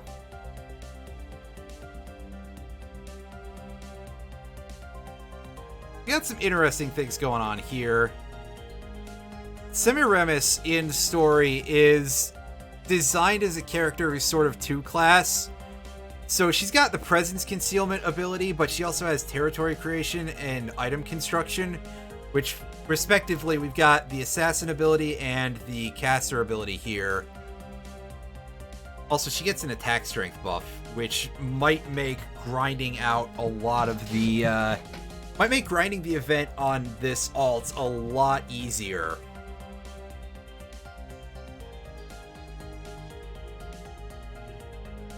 I don't 100% remember what her abilities were. I saw them earlier. So we'll apply those out as we play through the game, though. I'm going to keep throwing these at the gacha and see if I get a couple other things. See what we get out of this. Alright, that's not really useful, but anything to make dealing with the event on 2 accounts go a little faster. Oh, we didn't have Medea yet, did we? Well, we get her now. This will be the caster from the original Fate Stay Night. 随分と可愛らしいマスターなのね。 And she is mostly notable for how fast she can charge her meter and deliver Rule Breaker, which is a pretty strong debuffing NP. That first skill, I think if you level it all the way up to level 10, gives her 101% charge instantly. Which, yeah, that's pretty great, to say the least. Another one of those. Again, fine. Speeds up grinding, blah, blah, blah. Covering fire. I don't remember what this is, but I think it's useful. Light damage plus 400 and increased critical strength by 15%. This is good for a select few challenge quests where enemies have really stupidly high defense as an alternative to just spamming burns at them. So, again, nice thing to get. And it synergizes very well with characters who have high hit numbers, which is not something I can easily find. Yes! That is actually even better than drawing Robin Hood, even though it's another archer. 私はエウリューレ。ええ、そう。女神様よ。短い一生だろうけど、精一杯楽しませてちょうだいね。Uriale is very good for... Well, first of all, she has a self-arts buff that is pretty strong, and more notably, this thing demolishes any male Saber character. Basically, she will carry you through the entire Camelot Singularity single-handedly if you can get her enough stuff. And especially if you can get her to NP5, which I don't even have that on my main. I've been kind of unlucky in that regard. So, again, nice to see that. Another one of those. I'm not entirely surprised by how many of these I'm getting, but it's a little overkill. I mean, I guess so, but on the other hand, still big for one part of the game. And this is not a big deal, but you know, thanks anyway. That's experience, I guess. All right, folks. Well, once again, thank you all for watching. It is very, very close to 3 o'clock. That means I've got to get myself together to go see a doctor. I will see you guys next time. I don't know if it will be tomorrow or maybe the day after. I don't really have a good stream schedule up at this point, but until then, see you later. Have a good one, etc.